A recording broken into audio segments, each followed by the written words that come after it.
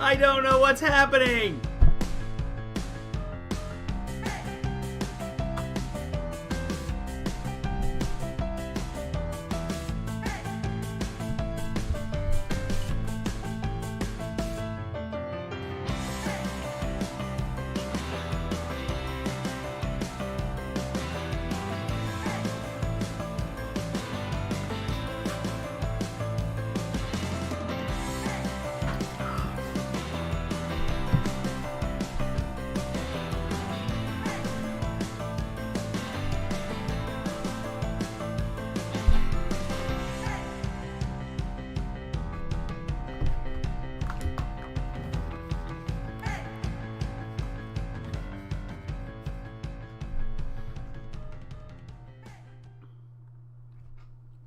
Okay.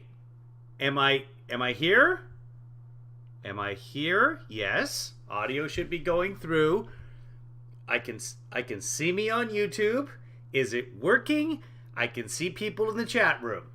So, yes. It's working. Wow. The things I go to. Well, hold on. Chris Wilson just got here, so we're good. Let's pull up the hearing.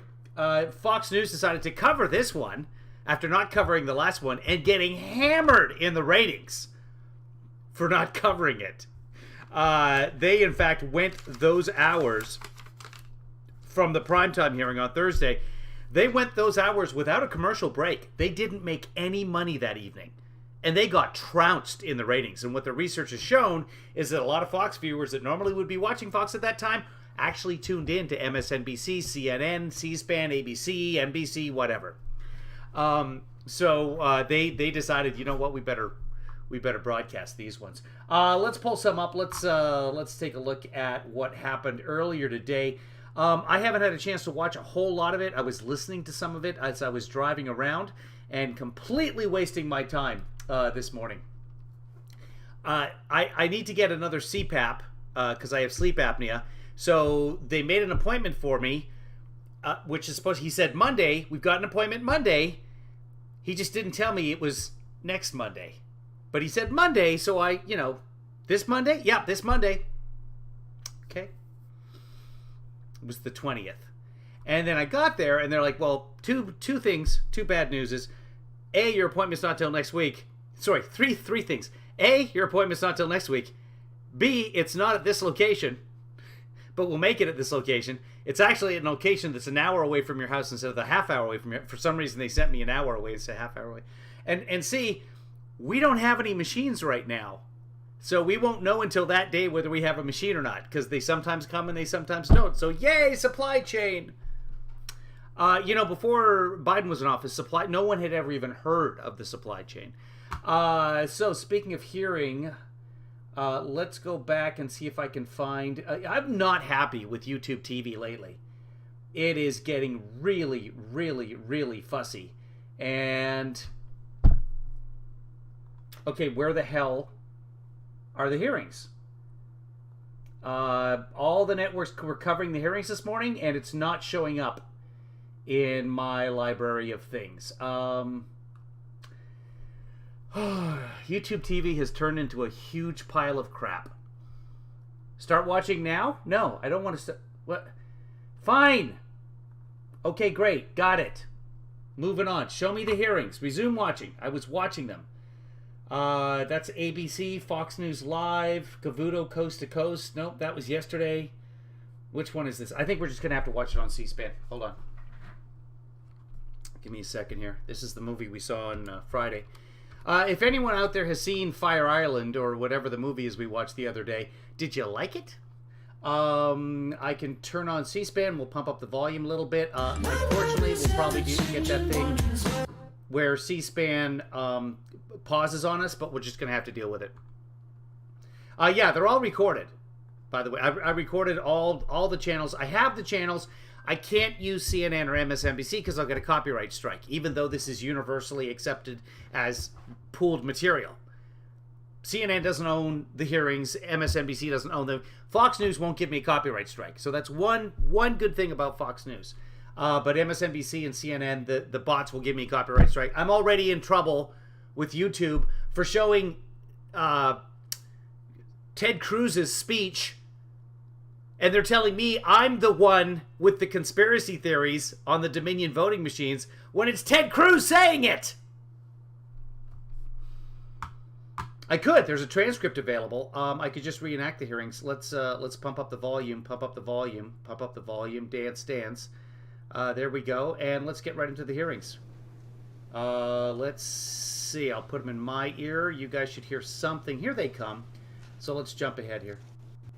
Investigating point. And we'll jump past the beginning because this is all just nonsense. We will begin. Numerous credible sources. Here we go. They're going to tell us what's going on today. Testimony unfolds. Yep. Millions of Americans. Give them a briefing on election. Okay. I thought. President Trump's own campaign advisors, his Department of Justice, and his cybersecurity experts all told him the same thing. Here, for example, is White House lawyer Eric Hirschman. His view was shared by many of the Trump team whom we interviewed. I thought the Dominion stuff was, I never saw any evidence whatsoever to sustain those allegations. And third, and Dominion has sued multiple parties, including OAN and Newsmax, and they have had to issue retractions. If you haven't seen those are out there, and they're enjoyable. As Mike Pence's staff started to get Dominion, by the way, we've used Dominion voting machines across the country in several different states, many different states, for years. If they had some kind of magic algorithm that changed votes just because, somebody would have found out by now. Idiocy. a sense for what Donald Trump had planned for January 6th. They called the campaign experts to give them a briefing on election fraud and all the other election claims. On January 2nd, the general counsel of the Trump campaign, Matthew Morgan, this is the campaign's chief lawyer, summarized what the campaign had concluded weeks earlier, that none of the arguments about fraud or anything else could actually change the outcome of the election.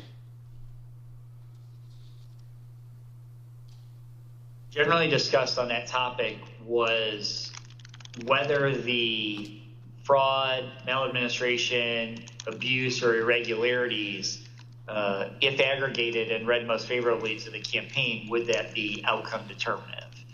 And I think everyone's assessment in the room, at least amongst the staff, Mark Short, myself, and Greg Jacob, was that it was not sufficient to be outcome determinative.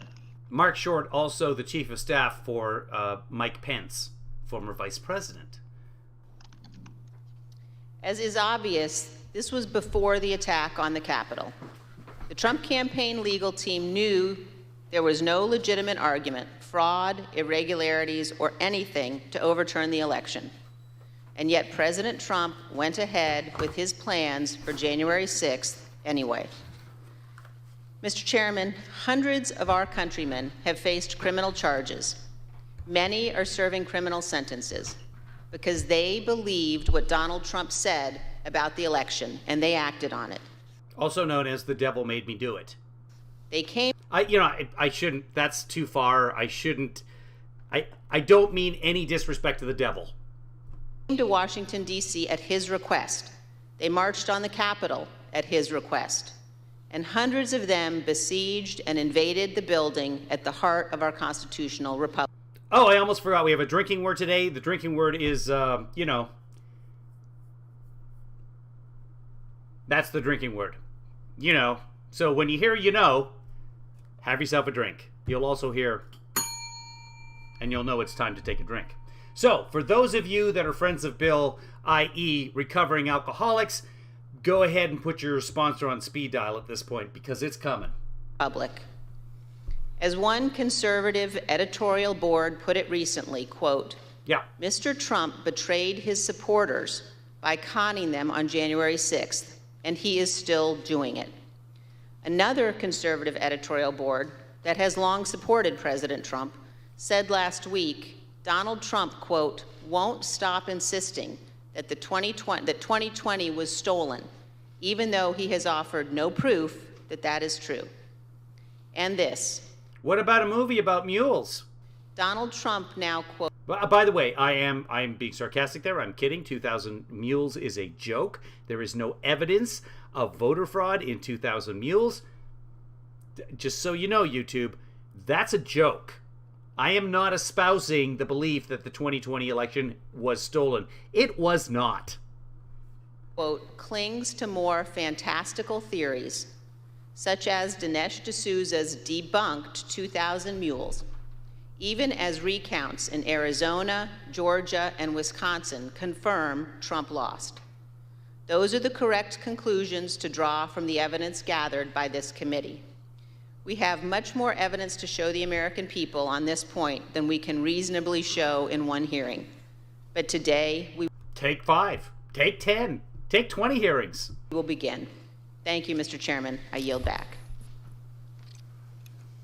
Without objection, the chair recognizes the gentlewoman from California, Ms. Lofgren, for an opening statement. Zoe Thank you, Lofgren, Mr. not Chairman. Zoe. In our opening hearing, we gave an overview of our investigation into the January 6th attack. The plot to overthrow the election was complex and had many parts, which we'll explore in remaining hearings. But today, we examine the false narrative that the 2020 election was, quote, stolen. Former President Trump's plan to overturn the election relied on a sustained effort to deceive millions of Americans with knowingly false claims of election fraud. All elements of the plot relied on convincing his supporters about these false claims. Today, we'll demonstrate the 2020 election was not stolen. The American people elected President Joe Biden. True. We'll present evidence that Mr. Trump's claims of election Well, the American people selected Electoral College members who elected Joe Biden. That's, anyway. fraud were false, that he and his closest advisors knew those claims were false, but they continued to peddle them anyway, right up until the moments before a mob of Trump supporters attacked the Capitol. We'll also show that the Trump campaign used these false claims of election fraud to raise hundreds of millions of dollars from supporters who were told their donations were for the legal fight in the courts. But the Trump campaign didn't use the money for that. The big lie was also a big ripoff. The former president laid the groundwork for these false claims well in advance of the election. As early as April 2020, Mr. Trump claimed that the only way he could lose an election would be as a result of fraud. You know the things with bundling and all of the things that are happening with votes by mail, where thousands of votes are gathered, and I'm not going to say which party does it, but thousands of votes are gathered and they come in and they're dumped in a location, and then all of Okay, but which party does he mean? Like, I still don't know. a sudden you lose elections that you think you're going to win. The only way we're going to lose this election is if the election is rigged. Remember that. It's the only way we're going to lose this election. This is going to be a fraud like you've never seen. Did you see what's going on? Take a look at West Virginia, mailmen selling the ballots. They're being sold. Nope. They're being Nope. dumped in rivers. This is a horrible thing for our country. This is not going to end well. Mr. Trump decided That was fun because that was one of the 3 debates. Remember, Trump chickened out of the second one. That's why he lost the election.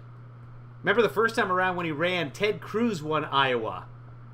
Because Trump refused to go to the Iowa debate. He went and spoke in front of some veterans and said he'd raise some money for them. And it wasn't until months later when David Fahrenthold from the Washington Post investigated that and said, hey, veterans, have you received any money from Trump? Why, no, we haven't. That they finally wrote a check. even before the election that regardless of the facts and the truth, if he lost the election, he would claim it was rigged. Mr. Trump was right about one thing. It did not end well. On election night, Mr. Trump claimed even before the votes were counted that his loss was a result of fraud. Now, Thursday, we had testimony from Attorney General Barr about the Department of Justice investigation of Mr. Trump's fraud claims. Barr told Trump directly that his claims were BS.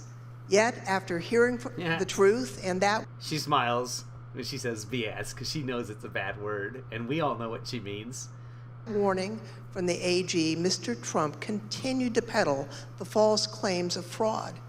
You'll hear detailed testimony from Attorney General Barr describing the various election fraud claims the Department of Justice investigated. Oh, He'll good. tell you how he told Mr. Trump repeatedly that there was no merit to those claims. Mr. Barr will tell us that Mr. Trump's election night claims of fraud were made without regard to the truth and before it was even possible to look for evidence of fraud. Attorney General Barr wasn't alone. You'll see and hear today other Department of Justice officials and senior advisors to Mr. Trump that they told him the claims he was making were not supported by evidence. The election fraud claims were false. Mr. Trump's closest advisors knew it. Mr. Trump knew it. That didn't stop him from pushing the false claims and urging his supporters to, quote, fight like hell, to, quote, take back their country. After he lost the election, various legal challenges were made. You'll hear testimony today from a renowned Republican election litigation lawyer who will Ginsburg. explain the normal process by which candidates challenge an election. Rather than accept the results of the election and the decisions of the courts, Mr. Trump pursued a different strategy. He tried to convince the American people the election had been stolen. Many of his supporters believed him. By the way, the GOP has gone nuts because there's a teleprompter in front of them and they're reading from the teleprompter. And thank God, the thing goes very smoothly when you're reading everything you're supposed to say. But that doesn't invalidate it. It's still the evidence. And many still believe him today. The attack on January 6th was a direct and predictable result of Mr. Trump's decision to use false claims of election fraud to overturn the election and to cling to power. Mr. Chairman, I yield back. Thank you very much. I now welcome our first witness. Who we got? We're joined today by former Fox News politics editor Chris Stilwell. Yes. Bill Stepien, President Trump's former campaign manager, was subpoenaed to be here and was in Washington this morning, prepared to testify. Kevin Marino, Mr. Stepien's attorney, is here with us today. Thank you, Mr. Marino, for coming. And he has advised us that Mr. Stepien's wife went into labor this morning. Mr. Stepien unexpectedly had to travel to be with his wife, and we wish him the best. We do. She went Due into to labor. the depth and rigor of our investigation, we've several hours of Mr. No update yet as to whether it's a boy or a girl, but Bill Stepien, who stepped in as Trump's campaign manager after Brad Parscale got fired. And remember, Brad ended up being arrested without a T-shirt on, drunk, in front of his house in Florida, yelling at something or other with a beer can in his hand. Like this, it didn't go well for Brad Parscale. Mr. Stepien's testimony from when we interviewed him in February, and we will be presenting that testimony today. I'll now swear in our witness. The witness will please stand and raise his right hand. Do you swear or affirm on the penalty of perjury that the testimony you're about to give is the truth, the whole truth, and nothing but the truth? Yeah, so this is the Fox News guy. Stepien, there has been a falling out with the Trump campaign, because Trump, of course, blames everyone but himself for losing the election, Stepien being with the chief amongst those as his campaign manager. So no love is lost between those two. He was subpoenaed to show up. I believe he didn't want to show up, but he did show up, and his attorney, whose name is Kevin, so 50% chance he's believable. So help you God. Thank you. You may be seated. Let the record reflect the witness answered in the affirmative. I now recognize myself for questions. I want to start by showing a video. I'm gonna start saying that. I now recognize myself for questions. Moving forward, anytime I'm in a group discussion, that's what's coming out. That tells the story of what was going on in the Trump White House on election night in November of 2020. Every family dinner moving forward. Just, if I'm the head of the table especially, I now recognize myself for questions. Do you remember where you were on the night of the election, November the 3rd? I now recognize myself for mashed potatoes. I was at the White House. You know where specifically over the course of that night you spent your time within the White House? Can you hold up a newspaper showing this date to let us know that you're actually alive and this is not pre-recorded? There was an event that was organized in the residence. Wow, listen to the sigh there. There was an event. So one of the things they tell you not to do in acting is to let out a sigh in the middle of your line unless it's called for in the script, because it just, all the energy leaves your body when you sigh, because that's what a sigh is. Basically, it's just releasing tension from the body, just like, you're giving up. Just listen to the sigh coming out. Where specifically over the course of that night you spent your time within the White House? There was an event that was organized in the residence.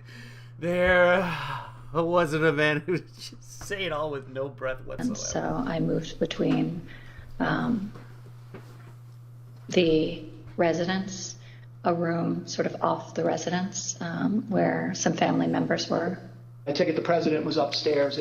I want to see more of that testimony, because there's the thing that they say, oh, cops do, or if you watch the CSI shows, or you can tell where they're lying because the eyes go up here and you have to determine whether somebody's left-handed or right-handed, which is why historically people have distrusted left-handed people, because when they go to reference something that is real, it's actually not real in their head. One of the reasons historically. It's not hard and fast, but if you watch Melania, her eyes are just all over the place.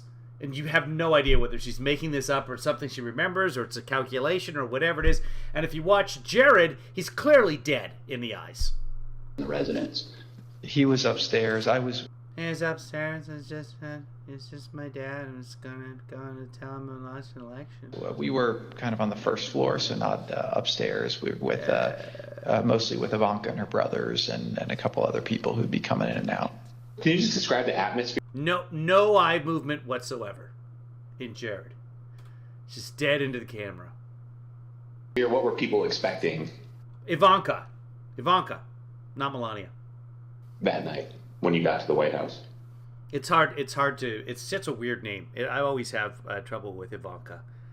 Ivanka, I just met a girl named Ivanka. Say it loud, and it's almost like braying. Say it soft, I can't hear what you're saying. Ivanka. I think that there was, typically for people who show up there on election night, it's going to be a self-select, more positive environment. I think people were a little bit nervous, not knowing what was going to happen with the red wave or the red mirage as the debate was being. What's the deal with Bane and the mask here? I thought he was one of the don't take away my freedom maskers. It's even got the out valve you're not allowed to wear on the planes. Carried out. The Fox News Decision Desk is calling Arizona for Joe Biden. That is a big get. That's Jason Miller, by the way, with the Trump campaign. Now he's in charge of Getter, I guess? For the Biden campaign. Arizona's called. Do you remember that? I do. What do you remember happening where you were when Arizona was called? This is Trump's former campaign manager. If you don't have your alcohol with you now, go get it. Remember, the drinking word, if you've just joined us, is, There was surprise at the call. Who was surprised? Most everyone in the room. Were you being one of them? Yes.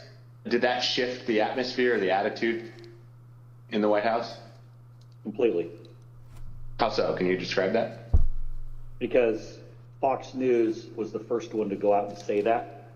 So was it anger kind of directed towards Fox News for making a call more so than like disappointment that maybe the campaign lost Arizona? All the above. So both anger and disappointment. Both disappointment with Fox and concerned that maybe our data or our numbers weren't accurate.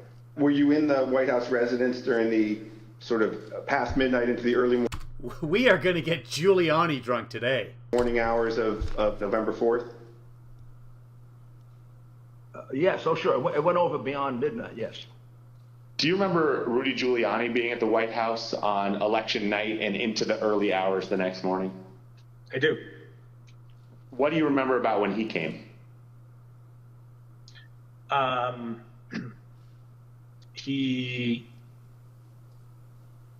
was I had heard that he was upstairs, in that aforementioned reception area, and he was looking to talk to the president, and it was suggested instead that he come talk to several of us down off the map room. You said that you had heard that Mr. Giuliani wanted to talk to the president, and then he was directed your way. Did you end up talking to Mr. Giuliani when he was directed your way? I did. What was that conversation? A lot of conversations were directed my way. A few of us, myself, Jason Miller, Justin Clark, and Mark Meadows, gathered in a room off the map room to listen to whatever Rudy presumably wanted to say to the president. Was there anyone in that conversation who, in your observation, had too much to drink? Like Mayor Giuliani. Tell me more about that. What was your observation about his potential intoxication during that discussion about what the president should say when he's addressed the nation on election night? And the mayor was definitely intoxicated, but I do not know his level of intoxication when he spoke with the president, for example. Were you part of any discussions with the people I mentioned, Mr. Stepien, Mr. Meadows, or anyone else, about whether the president should make any sort of speech on election night? I spoke to the president. They may have been present, but President spoke to the president several times that night. There were suggestions by, I believe it was Mayor Giuliani, to go and declare victory and say that we'd won it outright. It was far too early to be making any calls like that. Ballots were still being counted. Ballots were still going to be counted for days. And it was far too early to be making any proclamation like that. I remember saying that, to the best of my memory, I was saying that we should not go and declare victory until we had a better sense of the numbers. Okay, can you be more specific about that conversation, in particular what Mayor Giuliani said, your response, and then anybody else in the room's response? I think effectively Mayor Giuliani was saying, we won it, they're stealing it from us, where'd all the votes come from, we need to go say that we won, and essentially that anyone who didn't agree with that position was being weak. What was your view at the time as to what he should or shouldn't say?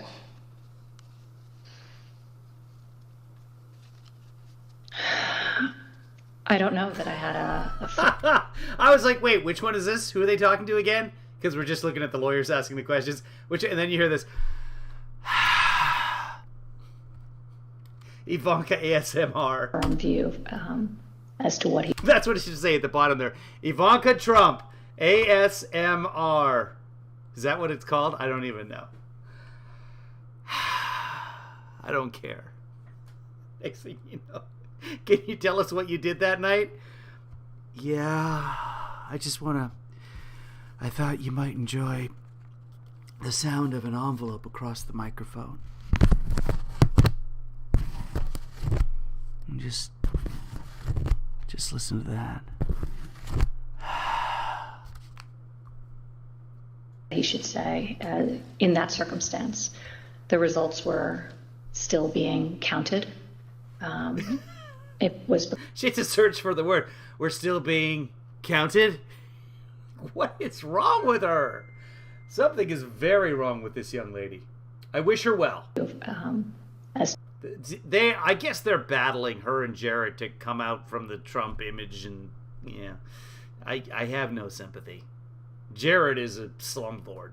To what he should say. Jared just got $2 billion from the Saudis, but Hunter Biden was a lawyer. In that circumstance, the results were still being counted.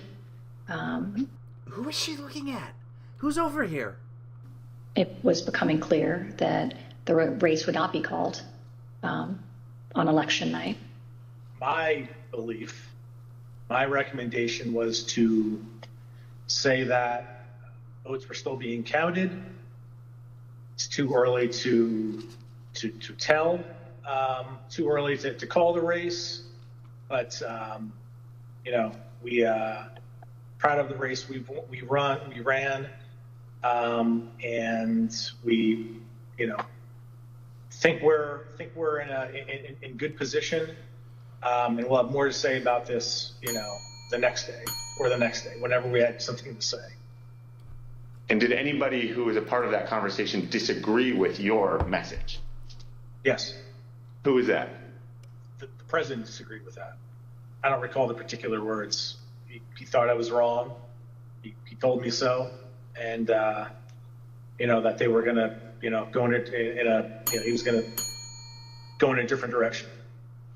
This is a fraud on the American public. This is an embarrassment to our country. We were getting... The word is, that's the word, ready to win this election. Frankly, we did win this election. Idiots. Mr. Steiwalt, did President Trump have any basis to declare victory on November 4th, 2020? Thank you. He said no. Mr. Stepien also testified that President Trump had no basis for declaring victory at that point in time.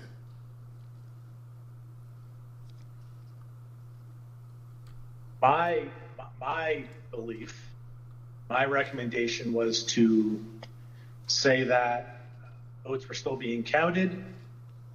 It's too early to tell, too early to call the race, but we proud of the race we ran, and we think we're in good position, and we'll have more to say about this, the next day or the next day, whenever we had something to say. Thank you. Mr. Steiwalt, after the votes were counted, who won the presidential election of 2020? Joseph Robinette Biden Jr. of the great state of Delaware. Great state. Thank you. Let's be honest. They can't all be great states. There are some mediocre states out there, and I'm looking at you, Delaware. That's the bottom line.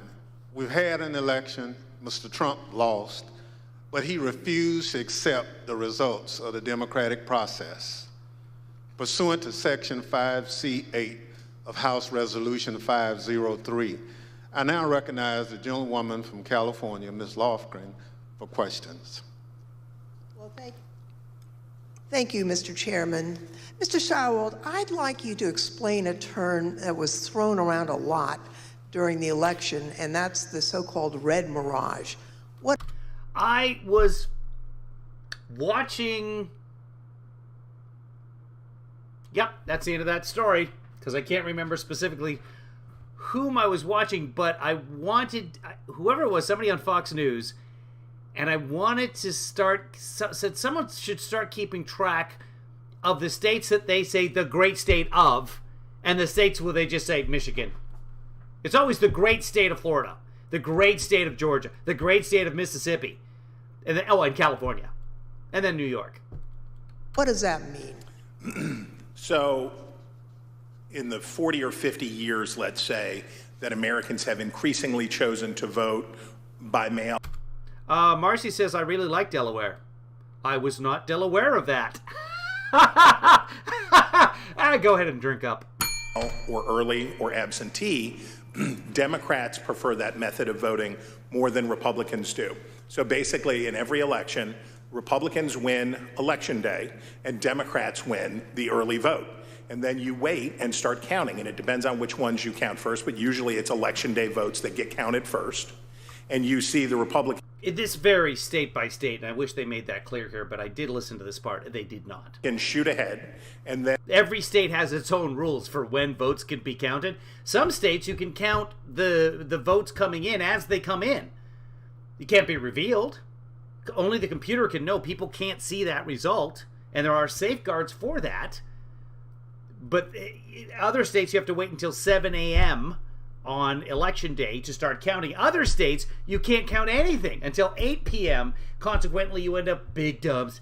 They call them big dumps at 3 a.m., which just means that your body is regular. Then the process of bailing and binding and unbinding all those mail-in votes. And some states like Pennsylvania refuse to count the votes first. They don't refuse. It's just not legal there. So you have to wait for all of that to come in. So in every election, certainly a national election, you expect to see the Republican with a lead, but it's not really a lead. When you put together a jigsaw puzzle, it doesn't matter which piece you put in first. It ends up... Corners. Always play off the corners. Anyway, that's not really germane. With the same image. So for us, who cares?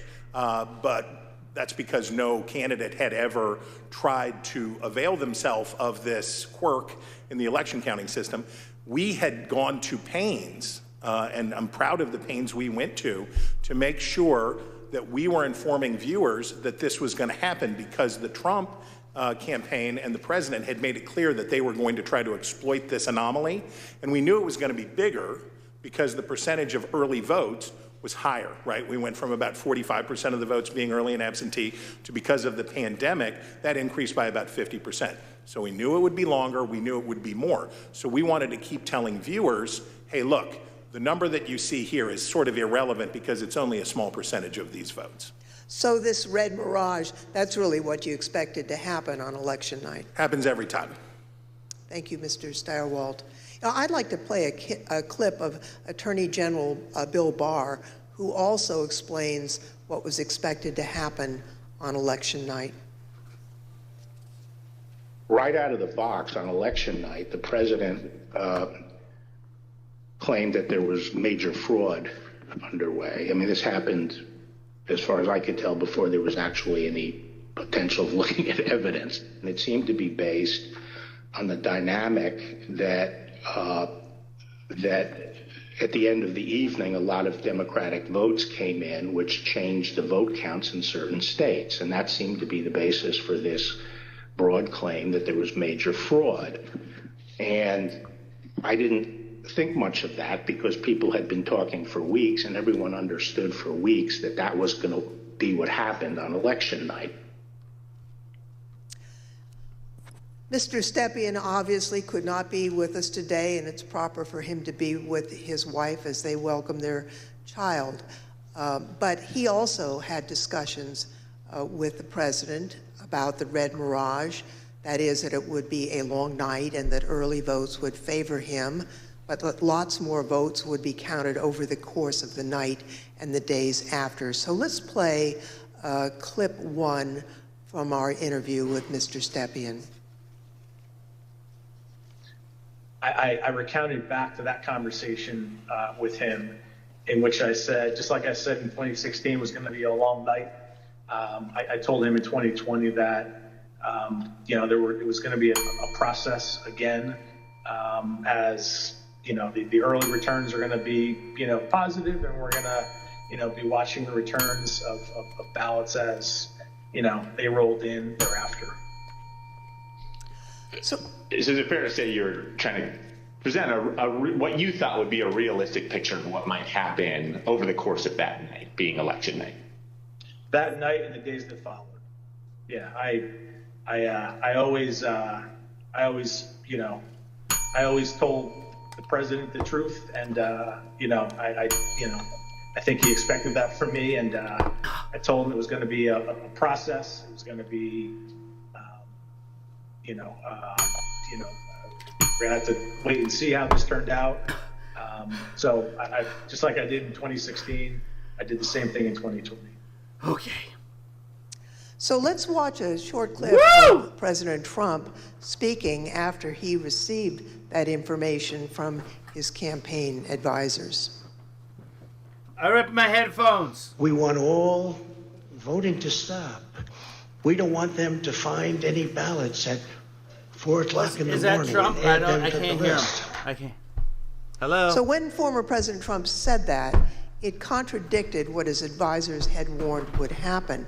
We all know that mail-in ballots played an important role in the 2020 election.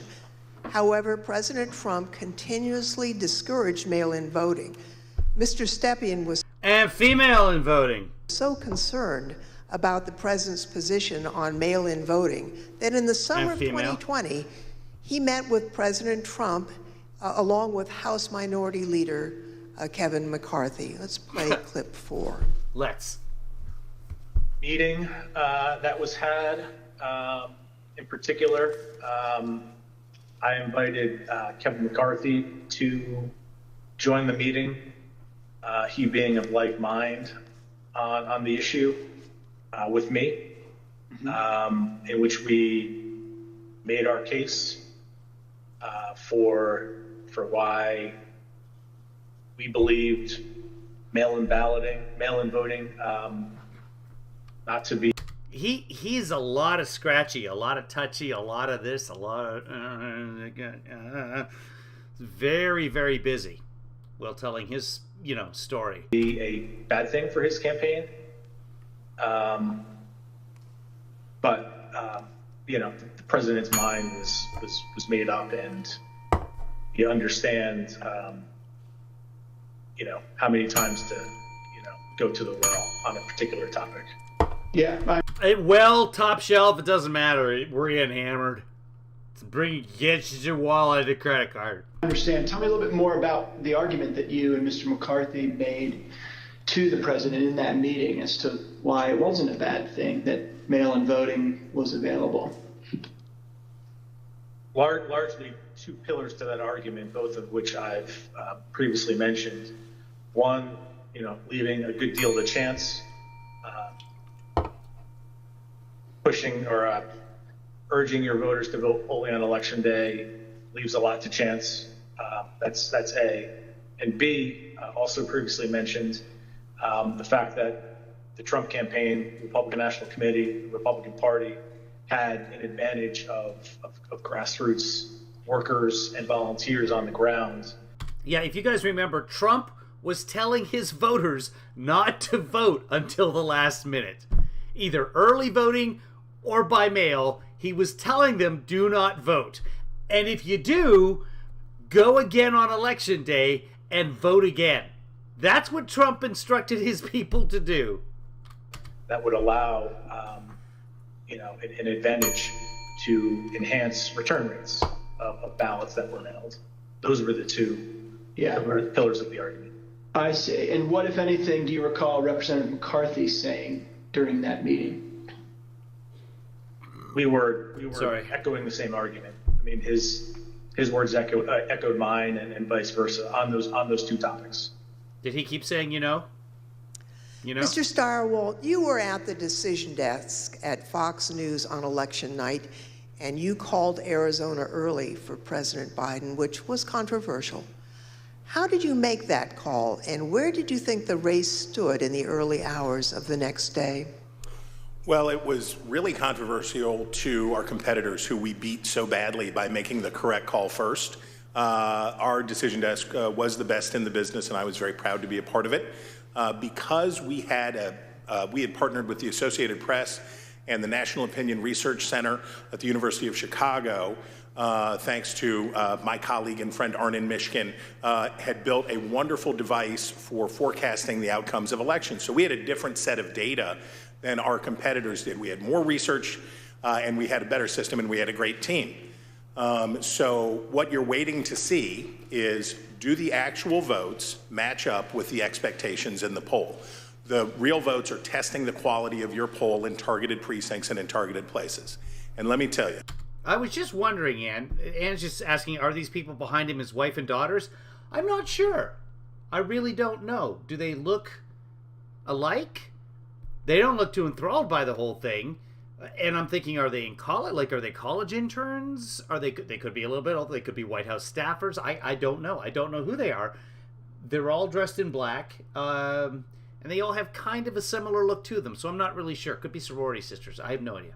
our poll in Arizona was beautiful, and it was doing just what we wanted it to do, and it was cooking up just. Now the one on the right there, his left, she just enjoyed that last bit. So I don't know. That's right. I think it could be family. Could be. You might be absolutely right. I don't know. I don't think it matters, but God bless them all. And at some point, and I forget exactly who, but at some point it became clear that Arizona was getting ready to make a call. So we my boss, Bill Salmon, said, we're not making any call. We got a bonus, kids!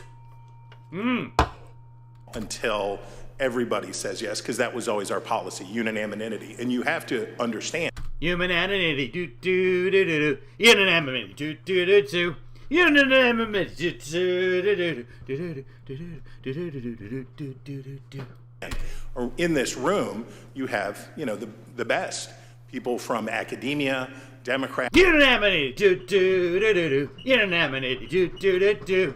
Republicans, a broad cross-section of people who had worked together for a decade, who were really serious about this stuff. So we knew it would be a consequential call because it was one of 5 states that really mattered, right? Wisconsin, Michigan, Pennsylvania, Georgia, Arizona were the ones that we were watching. We knew it would be significant to call any one of those 5, but we already knew Trump's chances were very small and getting smaller based on what we had seen. So we were able to make the call early. We were able to beat the competition. We looked around the room, everybody says yay, and on we go. And by the time we found out how much everybody was freaking out and losing their minds over this call, we were already trying to call the next state. We had already moved on. We were to Georgia, we were to North Carolina, we were looking at these other states. So we thought we were pleased, but not surprised. I see.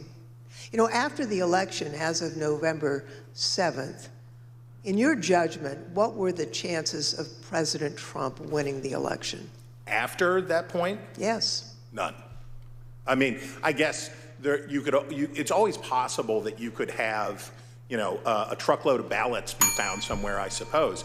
But once you get into this space, ahead of today, I thought about what are the largest margins that could ever be overturned by a recount, and the kind of stuff that we heard Mike Pence talking about, sounding like a normal Republican that night when he said, we'll keep every challenge.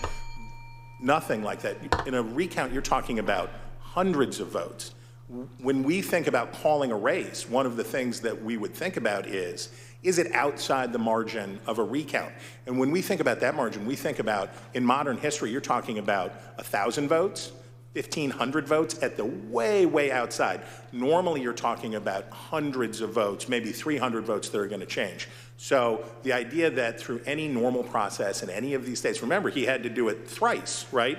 He needed 3 of these states to change.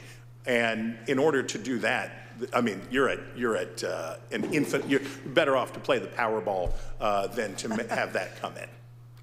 On November 7th, the other major news outlets. Did Trump play the Powerball? Called the race for President Biden. You know what? He didn't have to. He was raking in millions after the election. Normally, an election ends and the fundraising stops. The election was over. Trump had lost, and he kept raking in millions, which I believe they talk about later, but I was being told that there's no more CPAPs on the planet. Now, Mr. Stepien told the committee that he thought the odds were, and this is a quote, very, very, very bleak, and held a meeting with the president that same day. Let's show clip 8, video clip 8. I mean, with each day that wore on, I mean, the trajectory of the race. What happened here? Because they had video of him. Now we're just like, he's the scorned lover in the back of the scene at Dawson's Creek. On election night, Trump ahead in many states. And as that week wore on, as the third became the fourth, became the fifth, and so on and so forth, and the vote so are the days of our lives. By mail ballots were tabulated. You know, Trump's lead, you know, grew more narrow, and in some places, Biden surpassed, you know, Trump in the vote totals.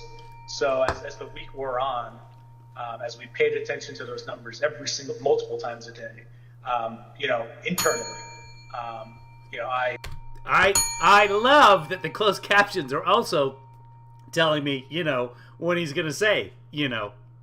I was feeling less confident for sure.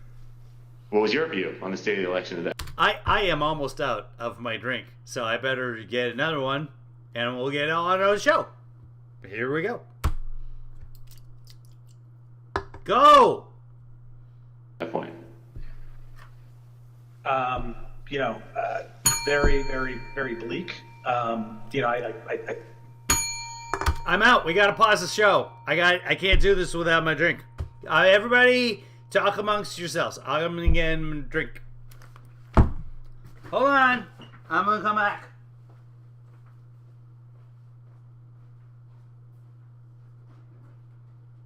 I'm coming. I'll come back now. Hold on, I'm leaving the fridge.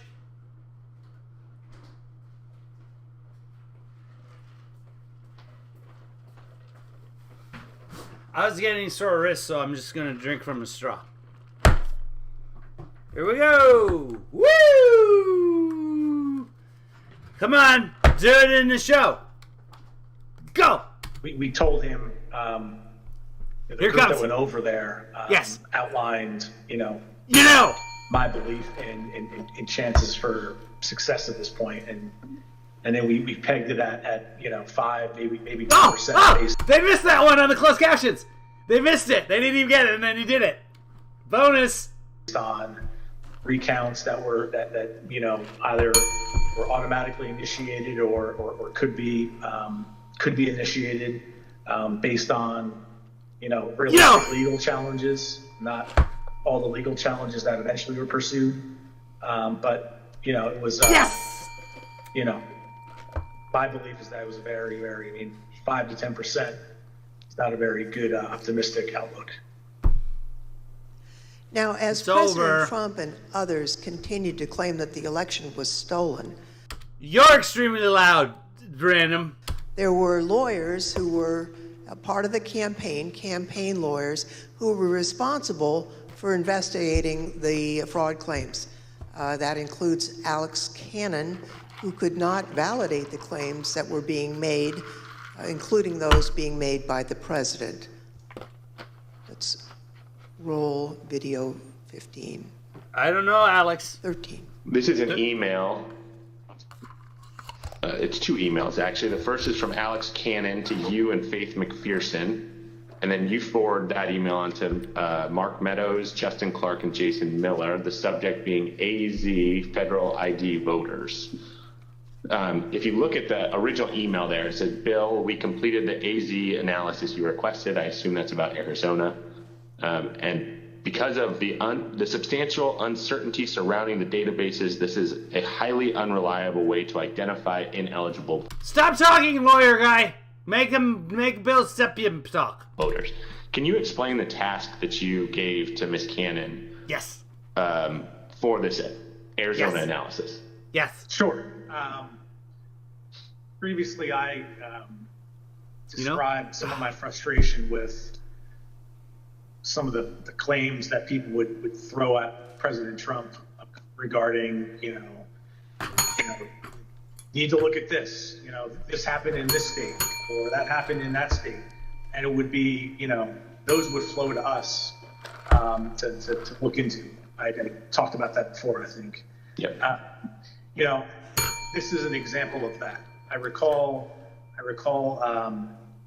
in Arizona, someone had thrown out, I believe this to be the claim, that there were thousands of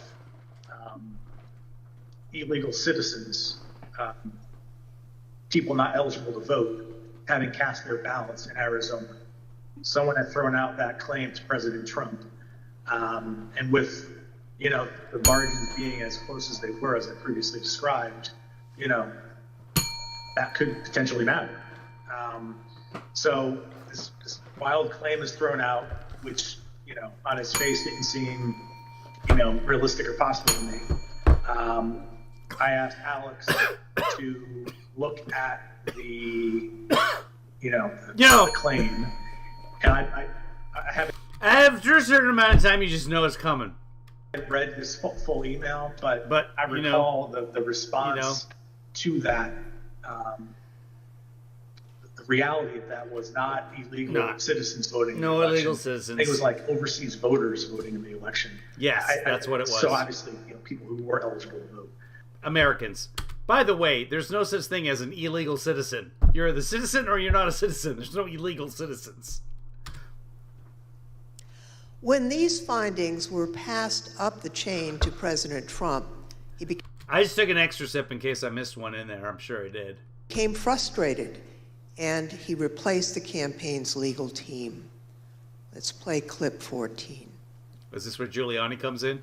I think the president, it was during the second week where things like you displayed were occurring, where he was growing increasingly unhappy with his team, me less so because I was less involved at this point. Wait, did they put an extra one in there that wasn't really there? I don't even know. Point, but still me growing increasingly unhappy with Justin Clark, and that kind of paved the way for Justin to be moved out and Mayor Giuliani to be moved in as the person in charge of the legal side of the campaign, and for all intents and purposes, the campaign at that point. Now, when Mr. Stepien became campaign manager, he was the second Trump campaign manager for the 2020 race, and there were only about 115 days until Election Day. So let's play the video. Okay.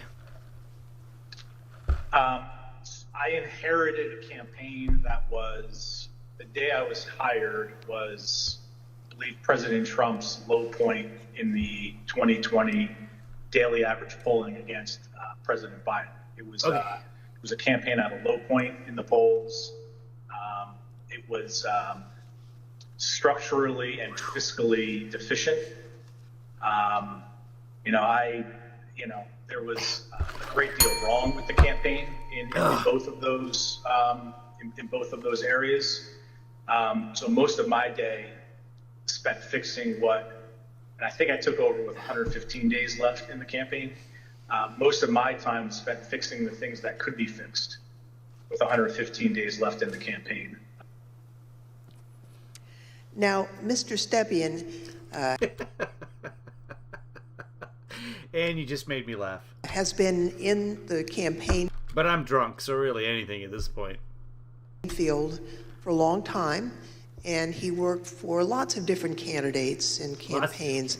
He testified to this committee about his concerns given the claims that Mr. Giuliani and Ms. Powell and their team were making publicly.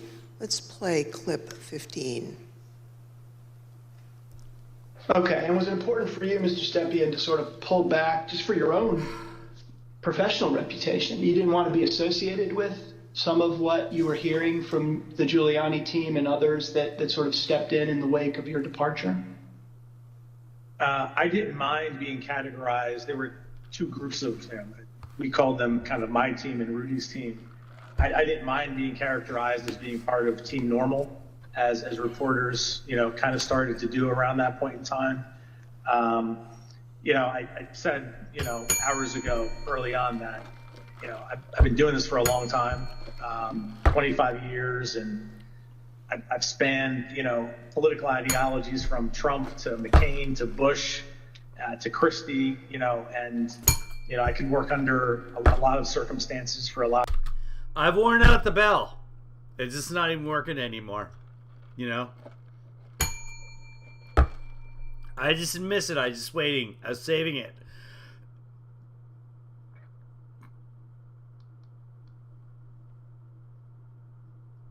I was saving it for you, babe. A lot of varied, candidates and politicians, but a situation where, and I think along the way I've built up a pretty good, I hope, a good reputation for being honest and stellar reputation, professional, and I didn't think you were a campaign manager for Donald Trump. What was happening was necessarily honest or professional at that point in time. So that led to me stepping away. Bye-bye. So the president did get rid of Team Normal, and I'd like... Team Normal? Who's this Normal character? Is he the FBI guy that started January 6th? ...to play a clip showing that the president found the people he needed to perpetuate his claims of fraud. Oh, good. This is going to be what they call themselves, the Dream Team? They weren't the Dream Team. Chris, what was... You did a like a meme. You did a drawing with the team. What? They weren't the Dream Team. What were they? The Scream Team? The idiots. The group of lawyers. They saw a big truck bringing in 100,000 ballots in... This seems like 10 years ago now. Garbage cans, in waste paper baskets, in cardboard boxes, and in shopping baskets. Wait, can you hear someone... Is it my ears? Is there someone like giggling in the background? Waste paper baskets, 1,000 ballots. Listen, there's someone wheezing. Someone's watching this and recording it and wheezing because they're trying not to laugh. In garbage cans, in waste paper baskets, in cardboard boxes, and in shopping baskets. And every single one of them was for Biden, because they were being notified by Smartmatic in Frankfurt that Biden was way behind, and they better come up with a lot more ballots, and we can prove every single thing I just said. And yet they haven't. If you gave me the paper ballots, I could probably turn around each one of these states. I'm absolutely convinced if you let me examine each one of those ballots, I'd pull out enough that were fraudulent that it would shake the hell out of them. After watching that Borat movie, we don't need to see Rudy pulling anything out. For the country. It can set and run an algorithm that probably ran all over the country to take a certain percentage of votes from President Trump and flip them to President Biden, which we might never have uncovered had the votes for President Trump not been so overwhelming in so many of these states that it broke the algorithm. Algorithms don't break. Algorithms are just 5 plus X equals X. The X just changes. It doesn't break. Don't break an algorithm. I remember that one of the things Mark said at some point was, you can't show an actual vote was flipped, which I found at the time to be a remarkable assertion, because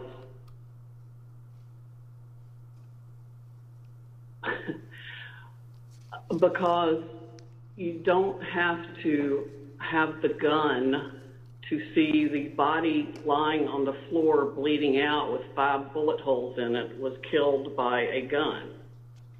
What? I know what she's trying to say, but she doesn't say that. What they were proposing, I thought was nuts.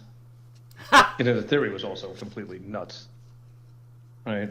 I mean, it was a combination of Italians, Germans. I mean, different things have been floating around. This guy's got money, and this guy uses this money, and this guy's cool. Check out the background here. He's got the panda in the contemporary art. He's got track lighting on the wall, and it's 2022. That's brave. He's got the bat of justice, and over here, I'm not sure. I think are these sculptures of his kids, but they belong at MoMA. Look at this one's got a ponytail. Did he scalp some people and get it sterlinged? Like, this guy's got it all going on. And I got to tell you, I was worried about him after Saul Goodman just destroyed him, but he's come back hard. As to who was involved. Remember Hugo Chavez and the Venezuelan. She has an affidavit from somebody who says they wrote a software in, it's something with the Philippines, and just all over the radar. Did you ever share, Mr. Kushner, your view of Mr. Giuliani? Did you ever share your perspective about him with the president? Yeah, no, as long as X is constant, babe, 5 plus X equals X absolutely works. See? I guess. Why? Why do you waste your time pointing that out, Babe? It's true, though. Babe is correct. Yes. Tell me what you said. Basically, not the approach I would take if I was you. Okay. And how did he react? How did President Trump react when you shared that view with him? We said, I have confidence in Rudy. I think I had conversations with probably all of our council who are signed up to assist on Election Day as they disengaged with the campaign. The general consensus was that the law firms were not comfortable making the arguments that Rudy Giuliani was making publicly. I seem to recall that I had a similar conversation with most all of them. I made it clear I did not agree with the idea of saying the election was stolen and putting out this stuff, which I told the president was bullshit. And 5 plus X equals Y, as in Y. I didn't want to be a part of it, and that's one of the reasons that went into me deciding to leave when I did. Even Sidney Powell, defending herself in a defamation lawsuit brought by Dominion Voting Systems, argued that, quote, no reasonable person would conclude that her statements were truly statements of fact. That's actually correct. She said that in court writing. Mr. Chairman, I yield back. I thank the witness for joining us today. So do I. First panel is now dismissed. All right, first panel's done. Do they just go right? Romo show. We don't have a break? Also, I was influenced by the fact making claims of election fraud immediately after the election, and that Barr concluded the claims were untrue. Oh, I guess they cut out the break. Sorry, kids. I jumped ahead, but I guess they just go right into it here. There we go. Thank you, Mr. Chairman. Last week, we presented the testimony of former Attorney General Bill Barr, who testified before this committee. Today, we present additional evidence, including his testimony that former President Trump started making claims of election fraud immediately after the election, and that Barr concluded the claims were untrue. Now, due to the length of Attorney General Barr's testimony, we're only going to include relevant portions at the hearing today. So let's play the video. the department, in fact, when we received specific and credible allegations of fraud, made an effort to look into these to satisfy ourselves that they were without merit. And I was in the posture of trying to figure out, there was an avalanche of all these allegations of fraud that built up over a number of days, and it was like playing whack-a-mole because something would come out one day and then the next day it would be another issue. Also, I was influenced by the fact that all the early claims that I understood were completely bogus and silly and usually based on complete misinformation. And so I didn't consider the quality of claims right out of the box to give me any feeling that there was really substance here. For the first time since the election, the Attorney General spoke personally with the President on November 23rd, and this was at the White House. Let's play the video, please.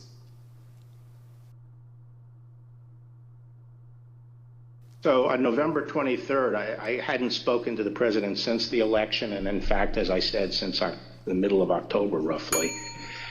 And it was a little getting awkward because obviously he had lost the election and I hadn't said anything to him. And so Cipollone said, you know, I think it's time you come over here. And so I came over to meet with the president. Cipollone, White House attorney. In the Oval Office, and Meadows and Cipollone were there.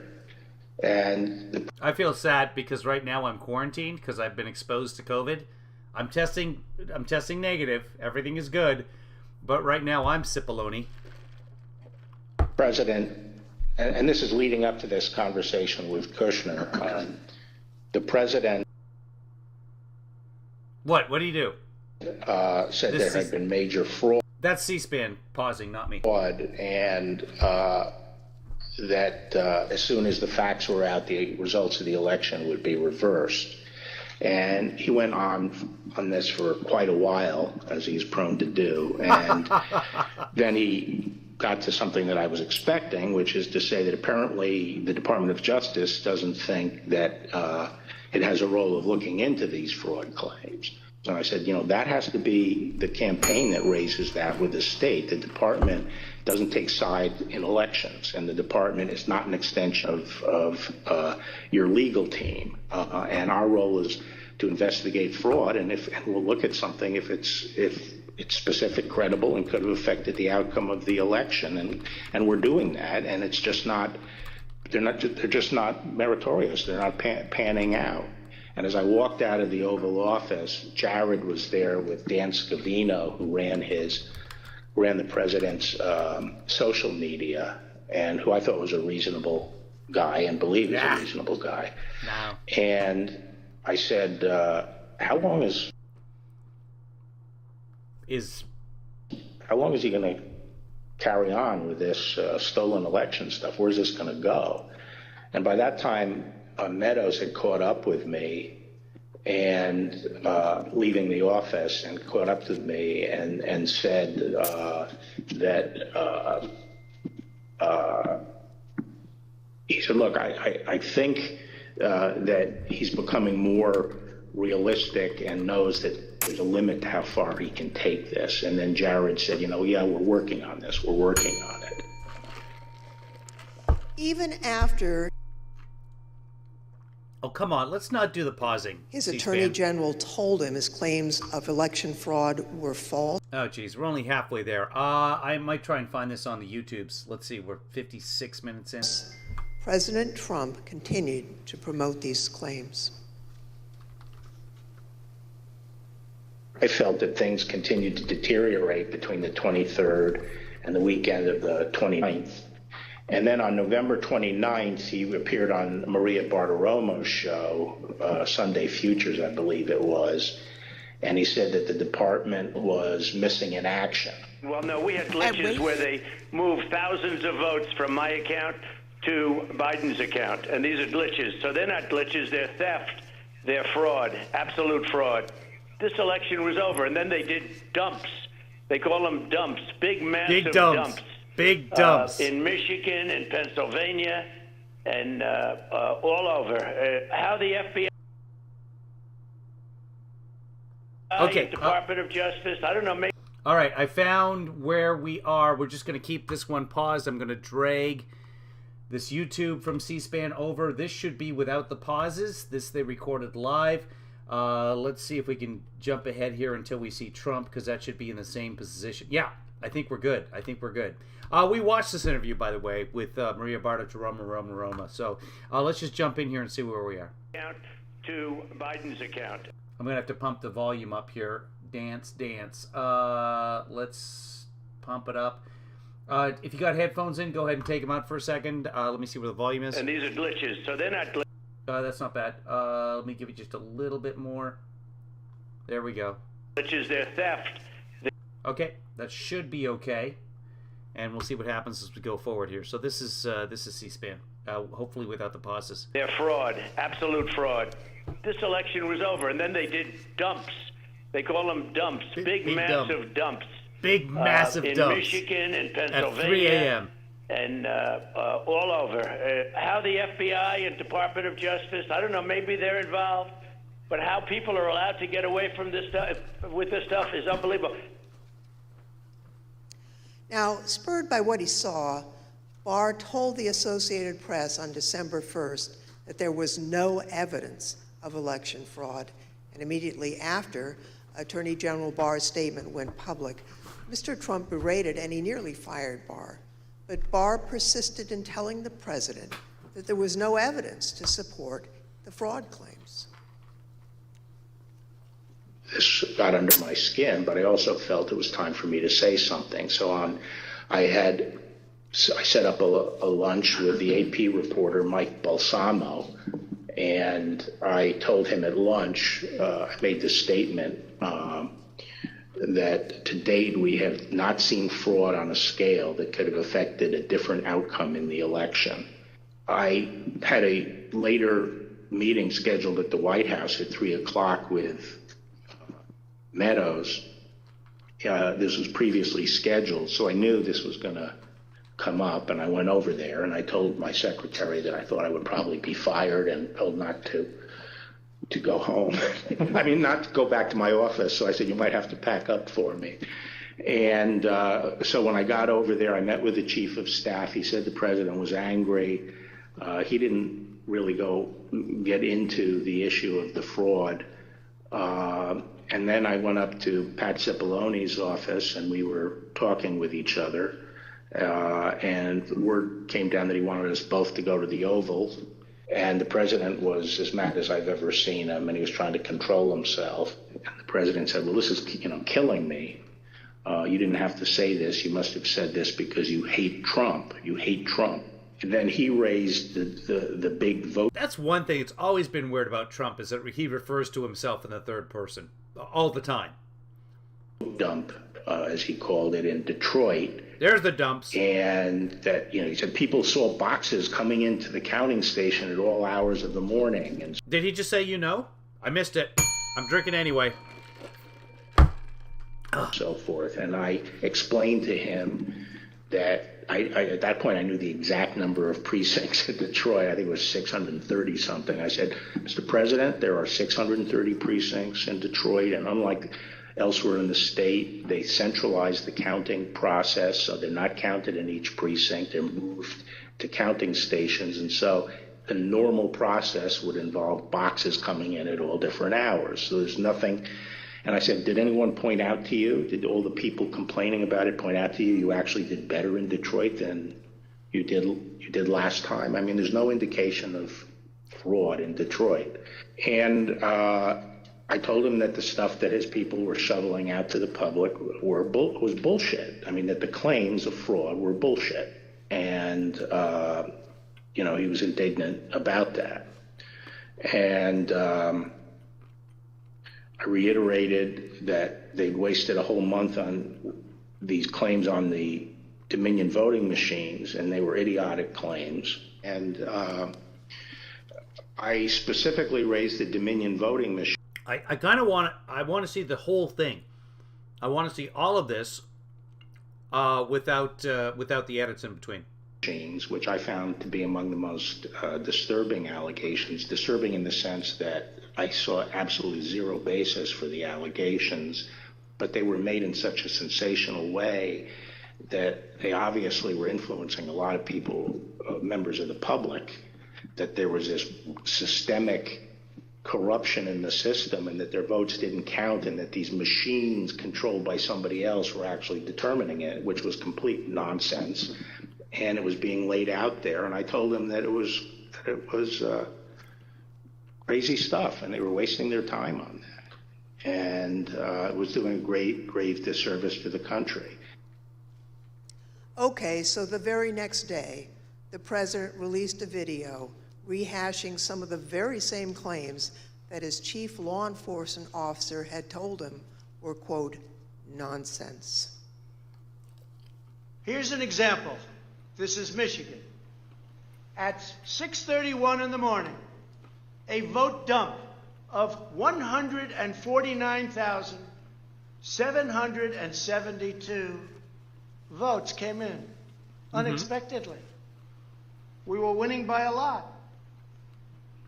That batch was received in horror. He had no idea what he was going to finish with when he started that sentence. He just keeps talking. Has no idea where he's going when he starts that sentence. This is the day after Bill Barr told him that that exact theory in Michigan was bullshit. That the big dumps are absolutely nothing out of the normal. And they are to be expected every election. And that's the way it happens. We have a company that's very suspect. Its name is Dominion. With the turn of a dial or the change of a chip, you can press a button for Trump and the vote goes to Biden. It would be click of a mouse, but okay. What kind of a system is this? Barr again told the president that there was nothing to these claims on December 14th. When I walked in, sat down, he went off on a monologue saying that there was now definitive evidence involving fraud through the Dominion machines. And a report had been prepared by a very reputable cybersecurity firm, which he identified as Allied Security Operations Group, and he held up the report, and then he asked that a copy of it be made for me. Yeah, so I remember this report from Allied. What they did is they took a bunch of counties and they showed how more people voted in those counties than actually exist in those counties, and then they looked at the counties from 4 years ago and they compared them, and it doesn't match all these numbers. Wait, here's the problem. They took counties not from Michigan, but from Minnesota. Because these idiots who were doing this Allied research, whatever, with no credentials whatsoever, no history of doing voter election fraud, voter verification, all this, they didn't know that Michigan is not MN. And while copy... That's another problem with the states. Too many states. MN, is that Maine? Is it Michigan? Is it Minnesota? Is it Maryland? Knock it off. All you states. Copy was being made. He said, this is absolute proof that the Dominion machines were rigged. The report means that I'm going to have a second. Yeah, that report was published, and then Trump tweeted about it, and it was debunked within 5 minutes. I just looked it up. I was like, what? I don't... Because I looked for, was it Antrim County, Michigan? Yeah, I used to know it, but it's been a long time. It's been 10 years since this election. But yeah, I think it's Antrim. I could be wrong. Anyway, I looked it up. I was like, well, why is that not there? That's the big county in question where the machines actually did flip votes, but it was because the software, not the software, the humans put in the parameters wrong. And Trump won that county. But it's not listed properly. Like, it should be in alphabetical order here. No. And then I started looking at these counties, looking up these townships, looking up these... It's like, no, that doesn't sound like Michigan, and it wasn't. Term. And then he gave me a copy of the report. And as he talked more and more about it, I sat there flipping through the report and looking through it. And to be frank, it looked very amateurish to me. Didn't have the credentials of the people involved, but I didn't see any real qualifications. And the statements were made very conclusory, like, these machines were designed to, engage in fraud or something to that effect, but I didn't see any supporting information for it. And I was somewhat demoralized because I thought, boy, if he really believes this stuff, he has, lost contact with he's become detached from reality if he really believes this stuff. Wow. On the other hand, when I went into this and... Again, this is part of the cabinet. This is the guy in charge of the Department of Justice saying that the president has lost control of his faculties, has lost touch with reality. In other words, insane. Would, tell them how crazy some of these allegations were. There was never an indication of interest in what the actual facts were. My opinion then and my opinion now is that the election was not stolen by fraud. And I haven't seen anything since the election that changes my mind on that, including the 2000 Mules movie. Well, maybe you can assess that 2,000 mules, and people are talking about that. Oh, hold on. Well, I mean, just in a nutshell, I just think I got to record this. Where's my full screen thing? Why can't I do full screen on this? This is brilliant. Give me a second here. How do I do that? Like that? Yeah. Okay. I got to record this. I'm gonna post this on Dinesh D'Souza's website Twitter feed every time he tweets about 2,000 mules. The GBI was unimpressed with it, and I was similarly unimpressed with it. About that. Mules movie since the election that fraud, and I haven't seen anything since the election that changes my mind on that, including the 2000 Mules. I gotta go back just a little bit. Then and there was never an indication of interest in what the actual facts were. My opinion then and my opinion now is that the election was not stolen by fraud. And I haven't seen anything since the election that changes my mind on that, including the 2000 Mules movie. Well, maybe you can assess that 2,000 mules, and people are talking about that. Well, I mean, just in a nutshell, I just think the GBI was unimpressed with it, and I was similarly unimpressed with it because I think I was holding my fire on that to see what the photographic evidence was, because I thought, well, hell, if they have a lot of photographs of the same person dumping a lot of ballots in different boxes, that's hard to explain. So I wanted to see what the photographic evidence was, but the cell phone data is singularly unimpressive. I mean, basically, if you take 2 million cell phones and figure out where they are physically in a big city like Atlanta or wherever, just by definition, you're going to find many hundreds of them have passed by and spent time in the vicinity of these boxes. And the premise that if you go by a box, 5 boxes or whatever it was, that's a mule is just indefensible. It by definition, you're going to have hundreds of this. I mean, I saw one contractor said, we figured out that our truck alone would account for 6 cell phone signals. This was some kind of contractor, and our route would take us by these things on a regular basis. So but then when the movie came out, I think the photographic evidence in it was completely I mean, there was a little bit of it, but it was lacking. It didn't establish widespread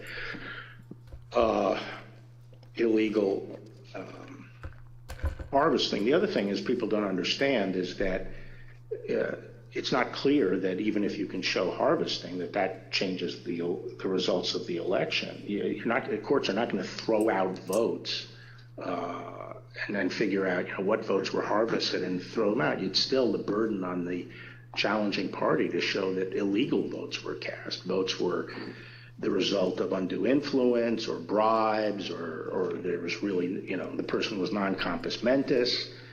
But absent that evidence, I just didn't see courts throwing out votes anyway. I felt that before the election. Okay, stop recording and make noise now. Here. That's all the knows. Non compos mentis is just a fancy way of saying not of sound mind.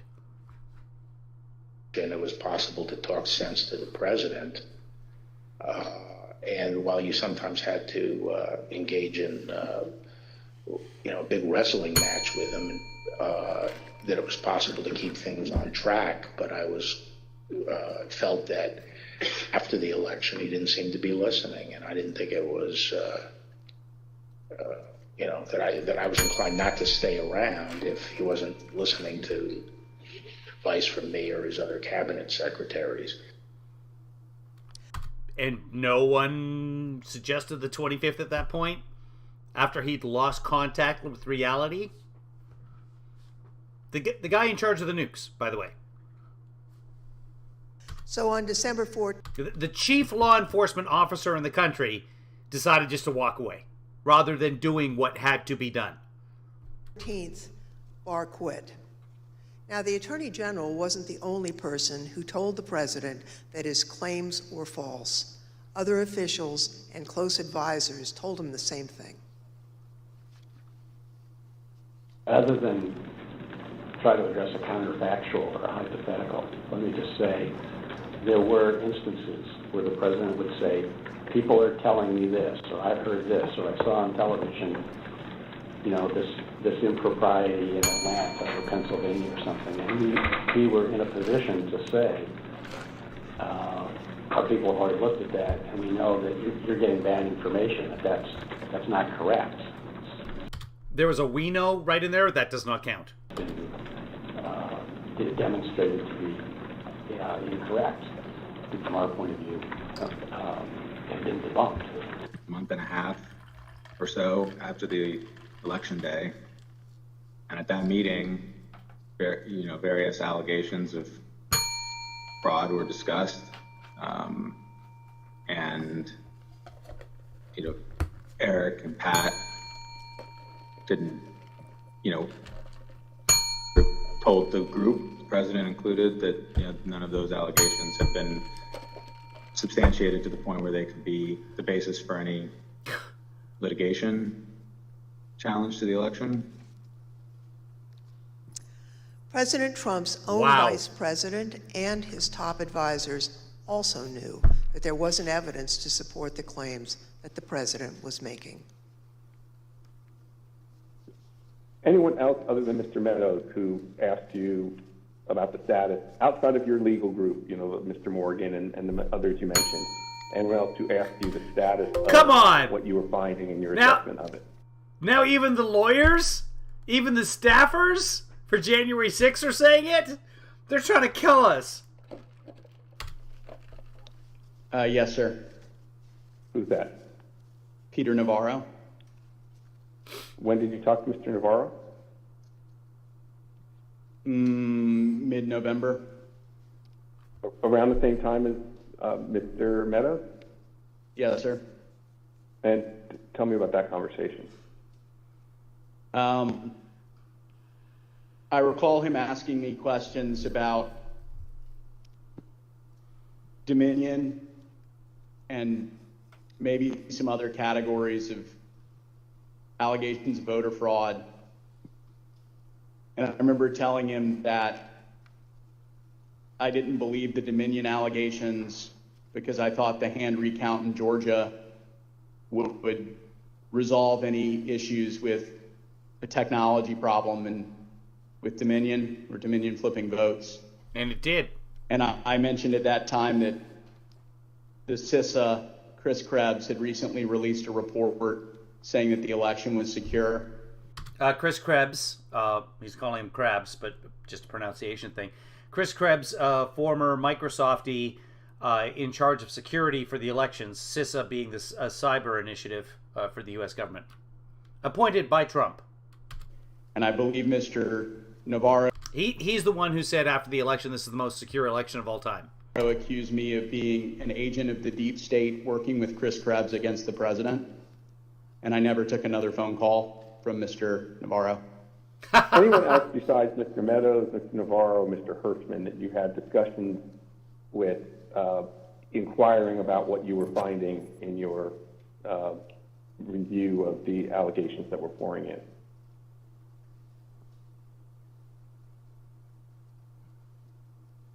I believe I had about a 15-second conversation with the vice president about it as well. When was that? During one of the visits to the White House. I don't know which one. I think it was the first one in November. I had met him briefly at the campaign, and he remembered me and saw me And he asked what I was doing on the campaign, and I told him that, we were looking into some of the issues related. I didn't think we were going to get one from this guy. He tends to pause and not say anything, but they got him. Into voter fraud. And he asked me, I don't remember his exact words, but he asked me if we were finding anything. And I said that I didn't believe we were finding it, or I was not personally finding anything sufficient to alter the results of the election. And he thanked me. That was our interaction. At a later hearing, you'll hear live testimony from the former acting Deputy Attorney General of the Department of Justice, Rich Donahue.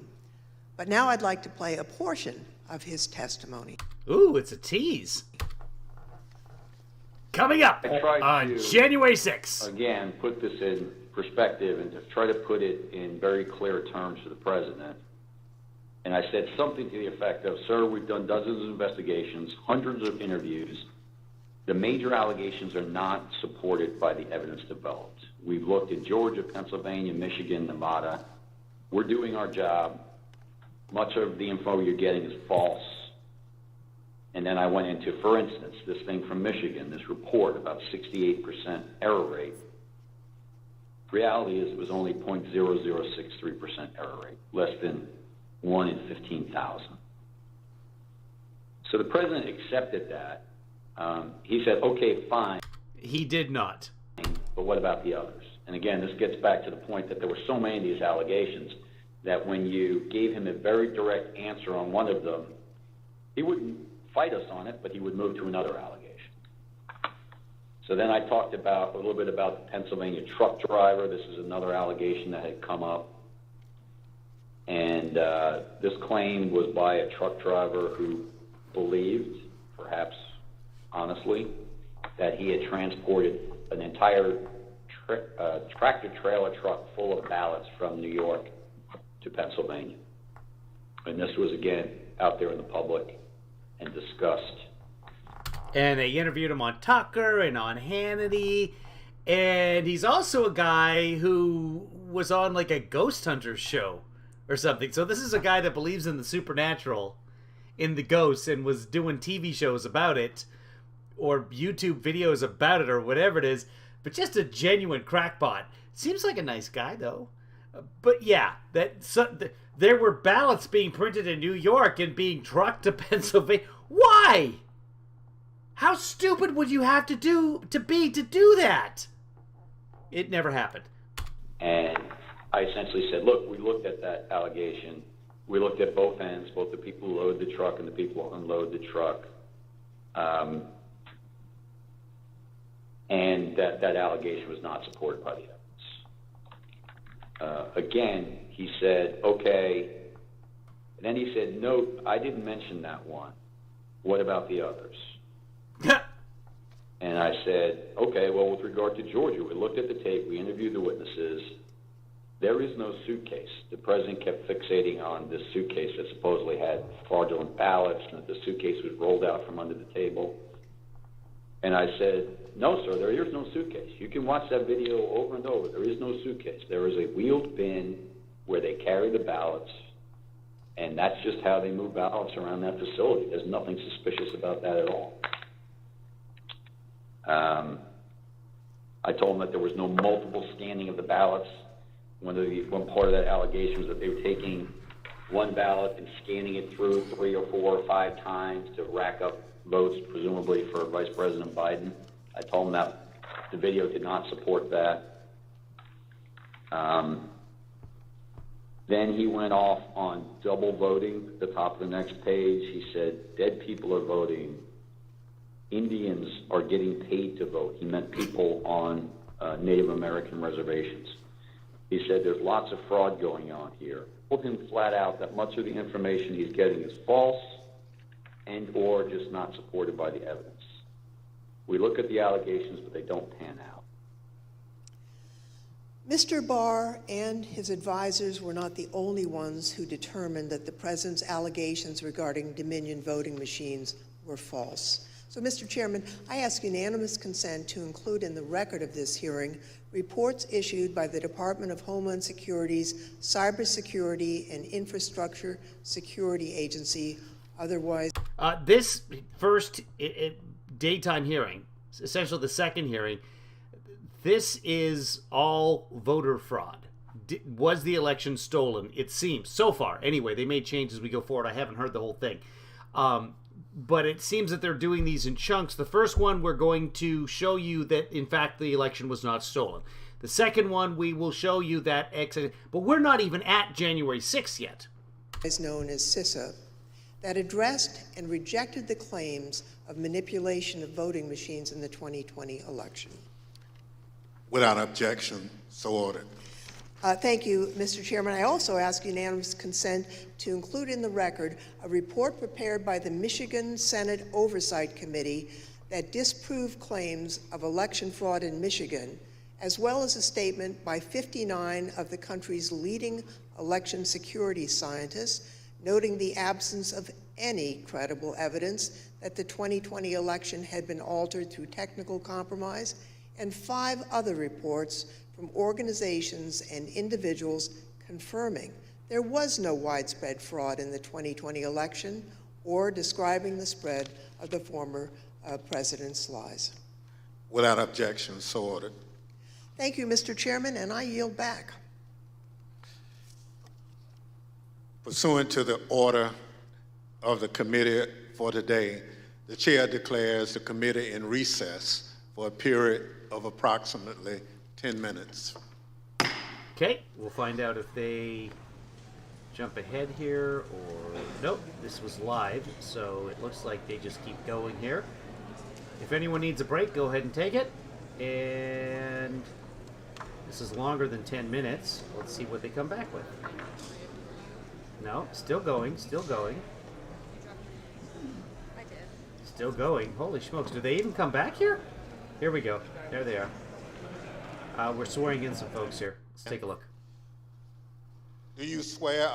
Long break there. Does anybody know what that was about? Did something happen during that interim that it was a blockbuster? Oh, I recognize that's the back of Ben Ginsburg's head right there. He was the lawyer for, he's been the lawyer for the Republicans in elections for years, going all the way back to Bush Jr. against algorithms.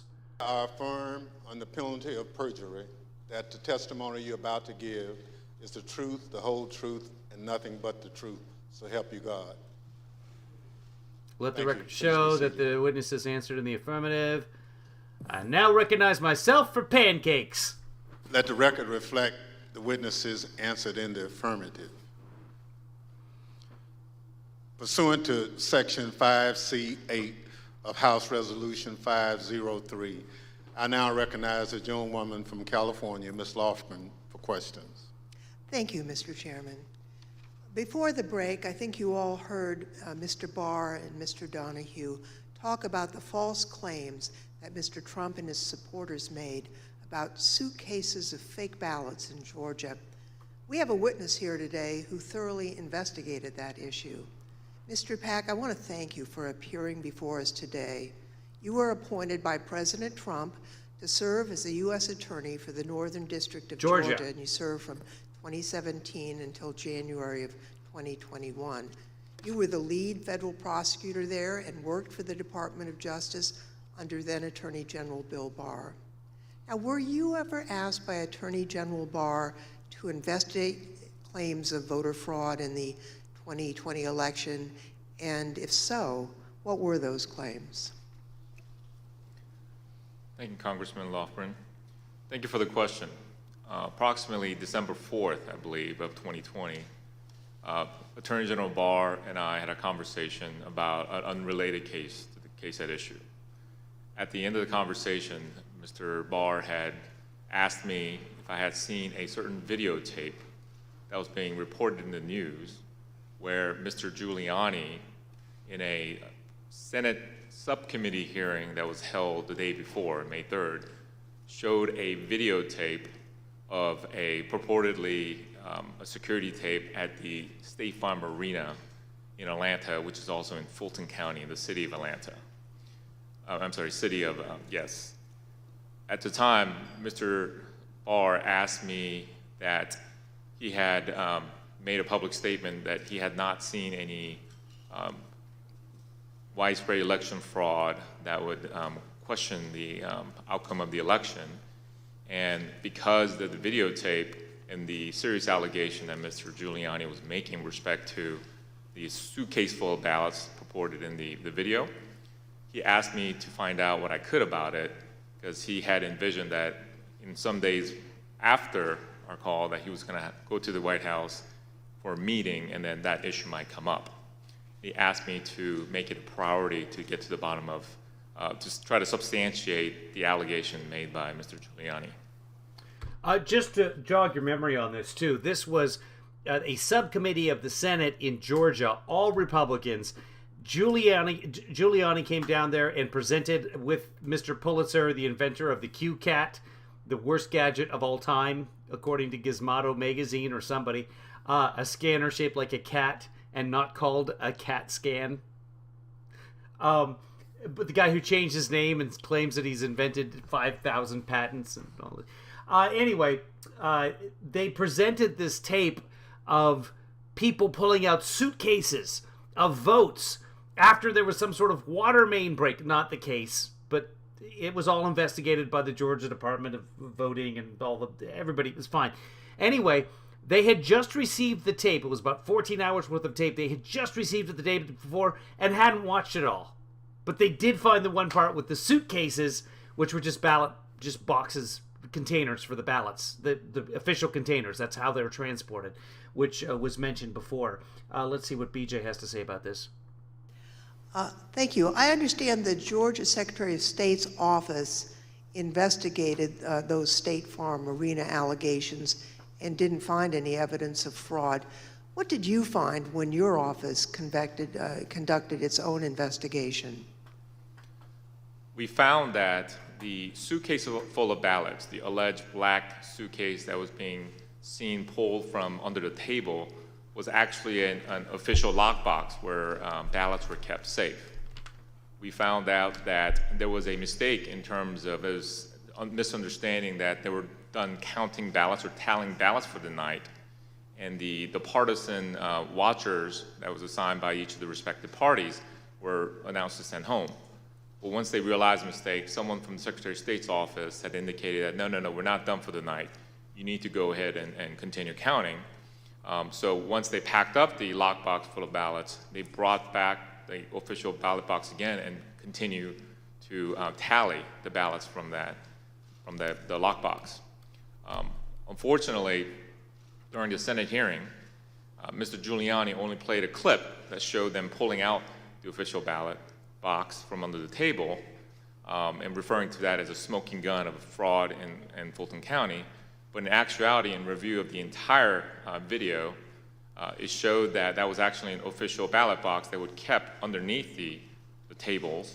And then we saw them pack up because the announcement that they thought they were... Yeah, if you watch the tape earlier, they bring the ballots in earlier and they just put it under the tables because it just keeps it out of the way. There's skirts on the tables. This temporary setup, and this is pretty standard for a conference area like an arena or some such. I used to work at the University of California Irvine Conference Center, and we put up tables and skirts just like that, and people put boxes under the tables because it keeps them out of the way. That's why you have the skirts there. It gives you an extra storage area, and that's what happened there. And they didn't show that part to the Senate subcommittee. I may have been the very first person to discover those. The part that they didn't show, because I remember we were watching the hearings, and I was scanning that 14 hours trying to figure out where those suitcases came from. They were fine. They were like boxes like BJ is explaining here. Let's get back to the pack. They were done for the night, and then once the announcement was made that you should continue. Yeah, breaking news. E.B. Budd pointed out there, Ohio now has a new carry law. They've made it easier for people just to walk around with guns in Ohio. Counting, they brought the ballot box out, and they continued to count. The FBI interviewed the individuals that are depicted in the videos that purportedly were double, triple counting of the ballots, and determined that nothing irregular happened in the counting. and the allegations made by Mr. Giuliani were false. Thank you very much. I'd like to play again a testimony from Mr. Donahue, who appeared before the committee before today. Mr. Donahue, we talked at some length about whether or not the White House or the president was informed about the Antrim report. On Antrim County, that's the county in Michigan. the results of the investigations, the interviews that have gone on Fulton County, how would those results have been communicated to the White House, to the president? I don't know how they were initially communicated. I do know that they came up in subsequent conversations with the president, and Dag Rose and I essentially told him we looked into that, and it's just not true. Okay, so he was informed. I told the president myself that several times in several conversations, that these allegations about ballots being smuggled in a suitcase and run through the machine several times, it was not true. That we looked at the video, we interviewed the witnesses, it was not true. Mr. Pack, after you left the U.S. Attorney's Office on January 4th, 2021, did the next U.S. Attorney there, I think Mr. Trump's personal pick, Bobby Christine, did he investigate any remaining claims of fraud? And if so, did he find any evidence that supported the president's claims of voter fraud? It is my understanding that Mr. Christine continued any investigations that were pending at the time of my departure, but he was unable to find any evidence of fraud that affected the outcome of the election. So after investigating the president's and Mr. Giuliani's claims about voter fraud in Georgia, is it your view today that there was no evidence of widespread fraud sufficient to undermine confidence in the outcome of the election in Georgia? That is correct. Thank you, Mr. Pack. And I want to thank you also for the service that you've given to our country. We appreciate that. Next, I'd like to turn to President Trump's false allegations about election integrity in Philadelphia. The Attorney General discussed these allegations at some length.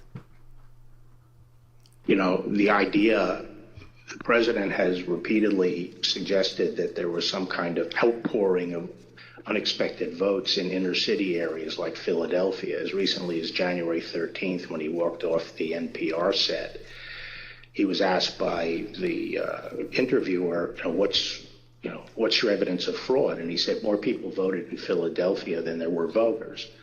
And that was absolute rubbish. The turnout in Philadelphia was in line with the state's turnout. And in fact, it was not as impressive as many suburban counties. And we'll see if he gets into the actual what happened there. If he doesn't, I'll talk about it.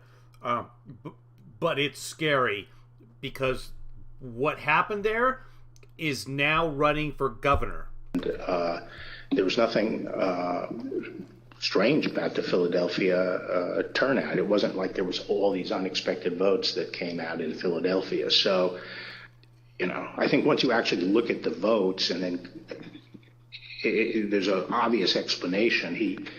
For example, in Pennsylvania, Trump ran weaker than the Republican ticket generally. He ran weaker than two of the state candidates. He ran weaker than the congressional delegation running for federal Congress, and he ran weaker than the Republican, I think.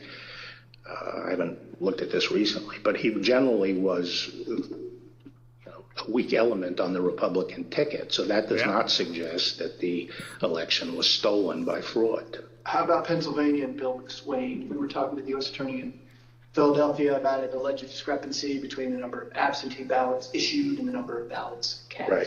So that was one of the big ones for a period of time. I think that was raised at Gettysburg by Giuliani or something like that. But it kept on being repeated, and I found it annoying because it didn't seem that it was right. So I called McSwain, and he got back to me. He said, no, the problem is that Mastriano threw out this number, and what he did was he mixed apples and oranges. He took the number of applications for the Republican primary, and he compared it to the number of absentee votes cast in the general election. But once you actually go and look and compare apples to apples, there's no discrepancy at all. And yeah, and now that guy is the Republican nominee for governor. And, that's one of the, I think at some point I covered that with the president. And the president still says that more people voted than exist. We have another witness here today who has detailed knowledge about the election process in Philadelphia. Mr. Schmidt, at the time of the 2020 presidential election, you were serving as the only Republican member of Philadelphia's three-member city commission, which is responsible for overseeing elections throughout the city. This guy is a frickin' patriot. He was on 60 Minutes after the election, was attacked by Trump. He was on 60 Minutes and CNN. Trump saw it, attacked him personally. But I think he's an engineer, just like Raffensperger. But he's just a numbers guy. And he investigated everything. The numbers added up. Philadelphia was fine. But Trump chose to attack him personally. Is that correct? That's correct, Congressperson. So President Trump made numerous claims regarding fraudulent voting practices in Philadelphia, including the claim that dead people were voting. In fact, Mr. Giuliani told Pennsylvania state legislators that 8,000 dead people voted in Pennsylvania. You investigated those claims of voter fraud. Can you tell us what you found? Not only was there not evidence of 8,000 dead voters voting in Pennsylvania, there wasn't evidence of 8. We took seriously every case that was referred to us, no matter how fantastical, no matter how absurd, and took every one of those seriously, including these. As it turns out, even Mr. Trump's campaign lawyers knew that the dead voter claims weren't valid. I guess the crooks in Philadelphia are disappointed in this. They only submitted 8,021 ballots from dead people, mail-in ballots for dead people.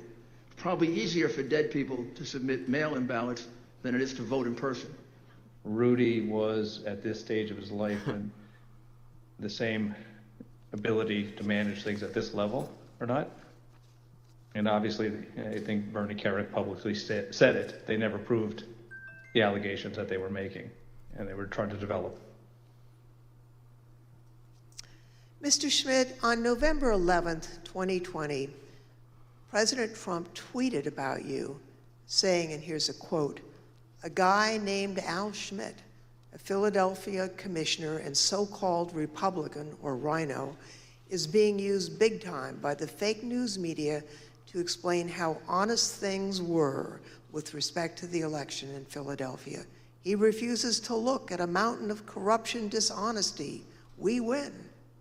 As a result of that tweet and the CNN interview you gave where you stated the dead voter claims in Pennsylvania were false, you and your staff were subjected to disturbing threats. Can you tell us about that? The threats prior to that tweet, and on some level it feels almost silly to talk about a tweet, but we can really see the impact that they have, because prior to that, the threats were pretty general in nature. Corrupt election officials in Philadelphia are going to get what's coming to them.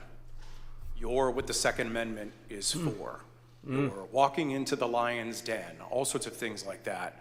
After the president tweeted at me by name, calling me out the way that he did, the threats became much more specific, much more graphic, and included not just me by name, but included members of my family by name, their ages, our address, pictures of our home, just every bit of detail that you could imagine. That was what changed with that tweet. Behind me are redacted threats that you received, that you provided to the committee. Now, we redacted portions of the text to protect your family. You lied, you a traitor. Perhaps 75 cuts and 20 bullets will soon arrive. Rig AF. Arrive rig AF? Rigged, AF. Rhino stole election, we steal lives. Q. Okay, so that's a QAnon. Albert Rhino Schmidt will be fatally shot in something. Cops can't help you. Q. So these are both from QAnon. Mr. Schmidt, I think I speak for all of my colleagues when I say we are deeply sorry for what you and your loved ones have been through. And I also want to thank you for your service to your country and for standing up for the rule of law. I want to thank both Mr. Pack and Mr. Schmidt for their service, their testimony, and for standing up for the rule of law. Now I'd like to turn to another subject. The courts in our country provide a legitimate venue for campaigns to challenge what they view as irregular election practices. Now, courts have the final say on how the law applies to those challenges. We have a renowned legal expert here to address the Trump campaign's activities in court. Mr. Ginsburg, you've spent your entire career representing Republicans in election-related litigation. You served as the National Counsel on Republican presidential campaigns in 2000, in 2004, and in 2012. You played a key role in the 2000 Florida recount that led to the Supreme Court's decision in Bush v. Gore. You served as the co-chair of the Presidential Commission on Election Administration. I think it's fair to say you're the most prominent Republican lawyer who's litigated in the election field. Now, you've analyzed the Trump campaign's litigation pretty carefully. What's the normal process for post-election litigation? How is the Trump campaign's different from the kinds of post-election litigation you've been involved in and know about? In the normal course of things, any campaign on the night of the election and the days after will do a couple of different things. One is that they'll analyze precinct results to look for abnormalities in the results, and they'll send people to those precincts to ask more questions. Secondly, all campaigns will have poll watchers and poll workers and observers in the polling place. And so campaigns will talk to those people if they saw any irregularities that could cause problems in the election. Now, the Trump campaign talked pre-election about having 50,000 poll workers. So presumably, they did have eyes on the ground in all these places. And so in the normal course of things, a campaign will analyze the reports that come in. Trump campaign had a couple of basic problems, however. Number one, the 2020 election was not close. In 2000, that was 537 and close. In this election, the most narrow margin was 10,000 and something in Arizona, and you just don't make up. I'm also wondering if those are his daughters sitting right behind him. Those sorts of numbers in recounts. And when the claims of fraud and irregularities were made, you've heard very compelling testimony from Mr. Stepien, from Matt Morgan, from Alex Cannon about those claims and how they didn't believe them. And so that put the Trump campaign on sort of a process of bringing cases without the actual evidence that you have to have in which the process is designed to bring out. So are you aware of any instance in which a court found the Trump campaign's fraud claims to be credible? No, there was never that instance. In all the cases that were brought, and I've looked at the more than 60 that include more than 180 counts, and no, the simple fact is that the Trump campaign did not make its case. The Select Committee has identified 62 post-election lawsuits filed by the Trump campaign and his allies between November 4th, 2020 and January 6th, 2021. Those cases resulted in 61 losses and only a single victory, which actually didn't affect the outcome for either candidate. It's true. Despite those 61 losses, President Trump and his allies claim that the courts refused to hear them out, and as a result, they never had their day in court. Mr. Ginsburg, what do you say about the claims that Mr. Trump wasn't given an opportunity to provide the evidence they had of voter fraud? Did they did they have their day in court? They did have their day in court. About half of those cases that you mentioned were dismissed at the procedural stage for a lack of standing. The proper people didn't bring the case, or there wasn't sufficient evidence and it got dismissed on a motion to dismiss.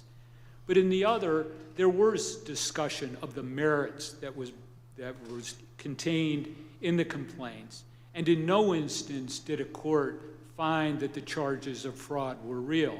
And it's also worth noting that even if the Trump campaign complained that it did not have its day in court, there have been post-election reviews in each of the 6 battleground states that could have made a difference. And those ranged from the somewhat farcical Cyber Ninjas case in Arizona to the Michigan Senate report that was mentioned earlier, the hand recount in Georgia that Mr. Pack addressed. And in each one of those instances, there was no credible evidence of fraud produced by the Trump campaign or his supporters. Thank you.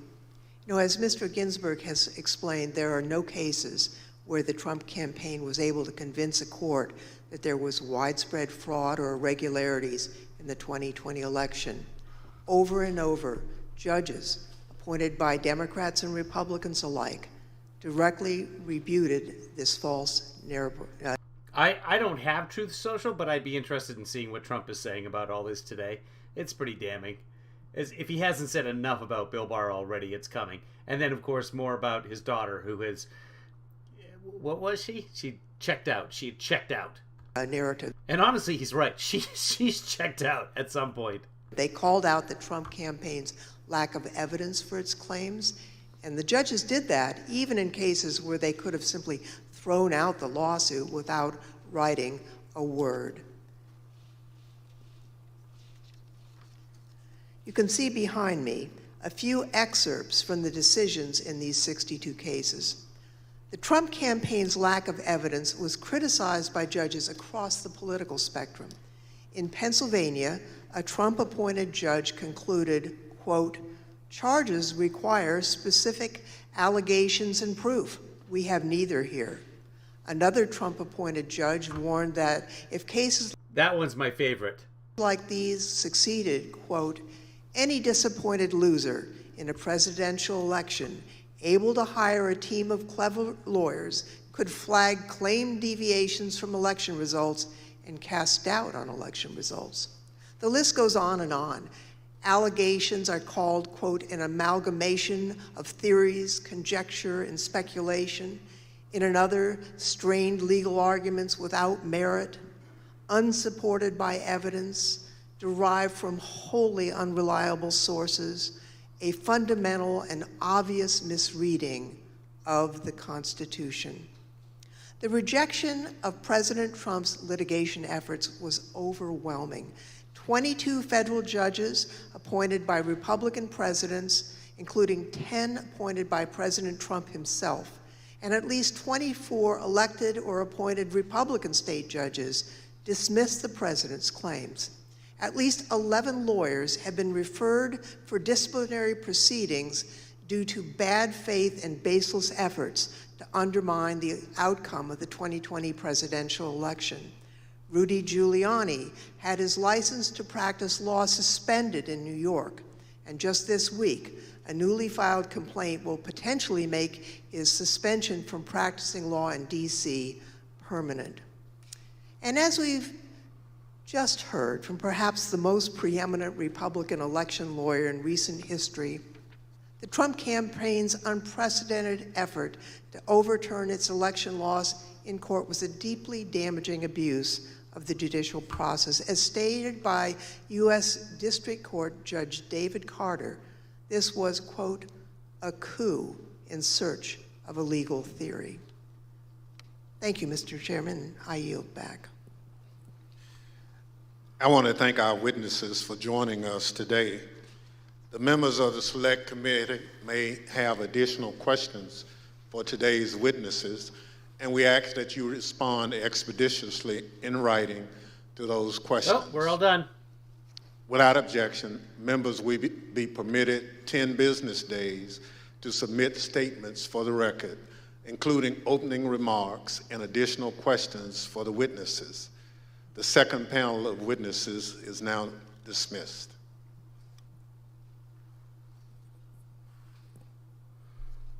Wrap it up.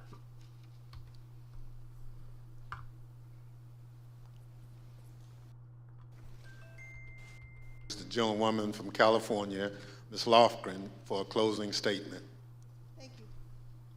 Oh, hold on. Trump just issued a statement. Hold on.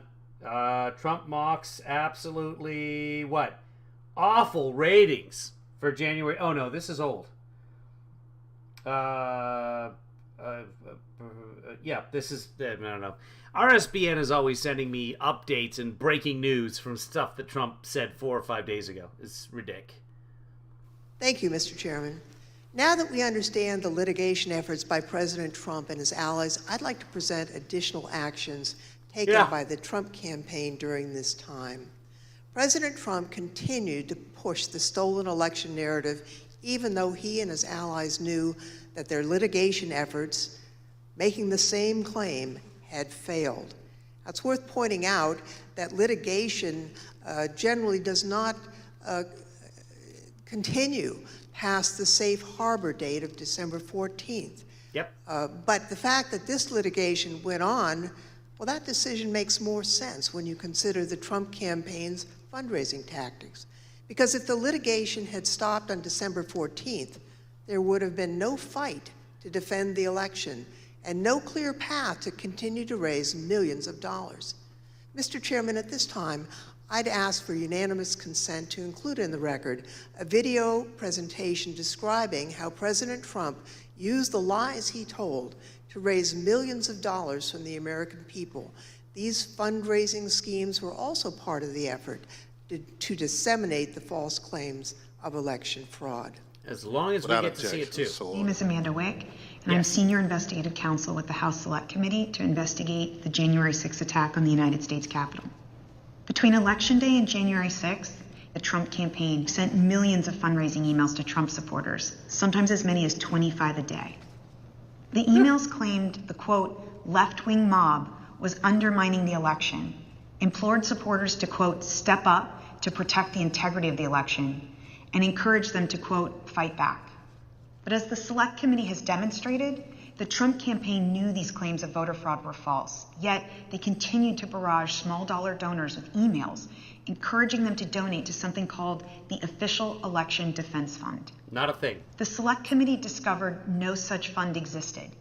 I don't believe there is actually a fund called the Election Defense Fund. Is it fair to say that the Election Defense Fund was another, I think we called it a marketing tactic? Yes. And tell us about these funds as marketing tactics. Just a topic matter where money could potentially go to be, how money could potentially be used. The claims that the election was stolen were so successful, President Trump and his allies raised $250 million, nearly $100 million in the first week after the election. On November 9th, 2020, President Trump created a separate entity called the Save America PAC. Most of the money raised went to this newly created PAC, not to election-related litigation. The Select Committee discovered that the Save America PAC made millions of dollars of contributions to pro-Trump organizations, including $1 million to Trump Chief of Staff Mark Meadows' charitable foundation, $1 million to the America First Policy Institute, a conservative organization which employs several former Stephen Miller, I believe, Trump administration officials, $204,857 to the Trump Hotel Collection, and over $5 million to Event Strategies, Inc., the company that ran President Trump's January 6th rally on the Ellipse. All of us here today do not want to see our election victory stolen by emboldened radical left Democrats, which is what they're doing. The evidence developed by the Select Committee highlights how the Trump campaign aggressively pushed false election claims to fundraise, telling supporters it would be used to fight voter fraud that did not exist. The emails continued through January 6th, even as President Trump spoke on the Ellipse. They haven't stopped yet. 30 minutes after the last fundraising email was sent, the Capitol was breached.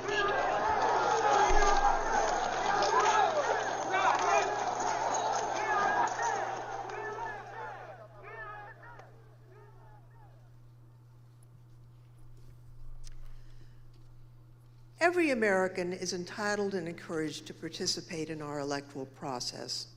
Political fundraising is part of that. Small dollar donors use scarce disposable income to support candidates and causes of their choosing, to make their voices heard. And those donors deserve the truth about what those funds will be used for. Throughout the committee's investigation, we found out the Trump hotel collection. Evidence that the Trump campaign and its surrogates misled donors as to where their funds would go and what they would be used for. So not only was there the big lie, there was the big ripoff. Donors deserve to know where their funds are really going. They deserve better than what President Trump and his team did. Mr. Chairman, I yield back. Damn right. Are we done? Without objection, the chair recognizes the gentlewoman from Wyoming, Ms. Cheney, for a closing statement. All right. Thank you very much, Mr. Chairman. Mr. Chairman, I would like to thank all of our witnesses today. And I'd also like to, in particular, wish Mr. Stepien and his family all the best on the arrival of a new baby. Today's hearing, Mr. Chairman, was very narrowly focused.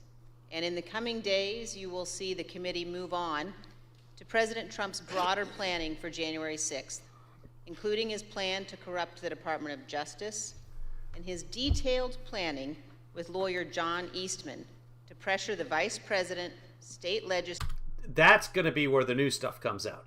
And we'll see if there's something juicy in there. legislatures, state officials, and others to overturn the election. Let me leave you today with one clip to preview what you will see in one of our hearings to come. They are teasers. This is the testimony of White House lawyer Eric Hirschman. John Eastman called Mr. Hirschman the day after January 6th, and here is how that conversation went. I said to him, "Are you out of your effing mind?" Right? I said, I only want to hear two words coming out of your mouth from now on. Orderly transition.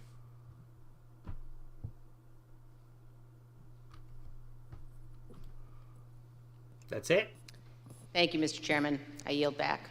All right. At the conclusion of not much of a teaser, but I guess if you're a legal scholar, that's something fun, pretty cool. Last week's hearing, we showed you a video of rioters explaining why they had come to Washington on January 6th. It was because Donald Trump told them to be here. Today we heard about some of the lies Donald Trump embraced and amplified when it became clear he didn't have the numbers of votes to win the election. We heard about how officials at different levels of government explored claims of fraud and found no evidence, yet the former president continued to repeat those false claims over and over again. Today, we'll end things where we did on Thursday, back on January 6th, hearing words of individuals who wanted to stop the transfer of power.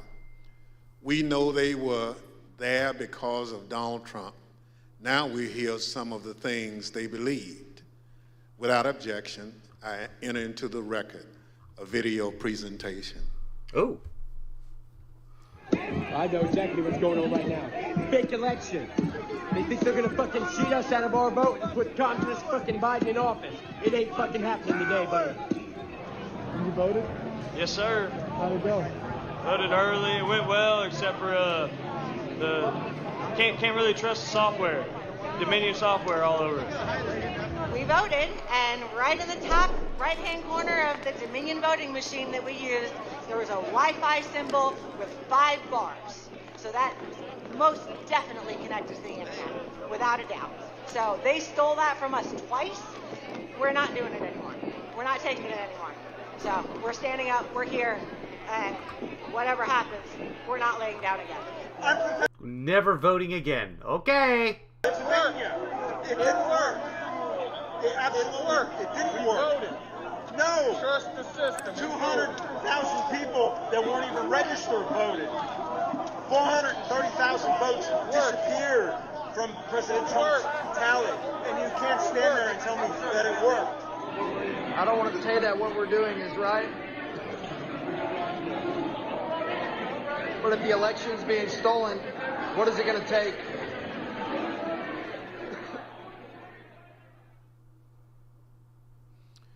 That is a good wrap-up. The chair requests those in the hearing room remain seated until the Capitol Police have escorted members from the room. Without objection, the committee stands adjourned. All right. Well, without objecting, this broadcast stands adjourned. Thanks for joining me. I had to watch that anyway. I mean, I think we should. I think we should all watch. I think America should watch, but unfortunately, not much of America is watching in terms of the people that really need to be watching this. But good information out there today. Still waiting for that bombshell. Still hoping that somewhere, and by the way, this was broadcast on Fox News this time. So the folks, your grandfather, your grandmother, who have Fox News on 24/7, they might have seen some of this. And this might be new information to them. So that's a highly positive development. All right, everybody. We'll broadcast the next one as well at some point during the day. I think it's Wednesday and then Thursday. I could be wrong. Whatever it is, we'll figure it out. I don't know, I might broadcast later. I'm stuck in the Stable Boy Studios. I'm quarantining. I'm not stuck here. I can go outside and do something, but I can't hang around in the main house. I'm verboten. I'm banned from the main house. But I'm fine.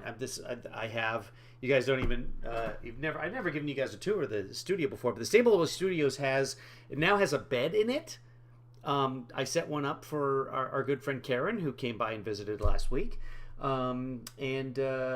you're in the Los Angeles area, new shows have been added to Tourists,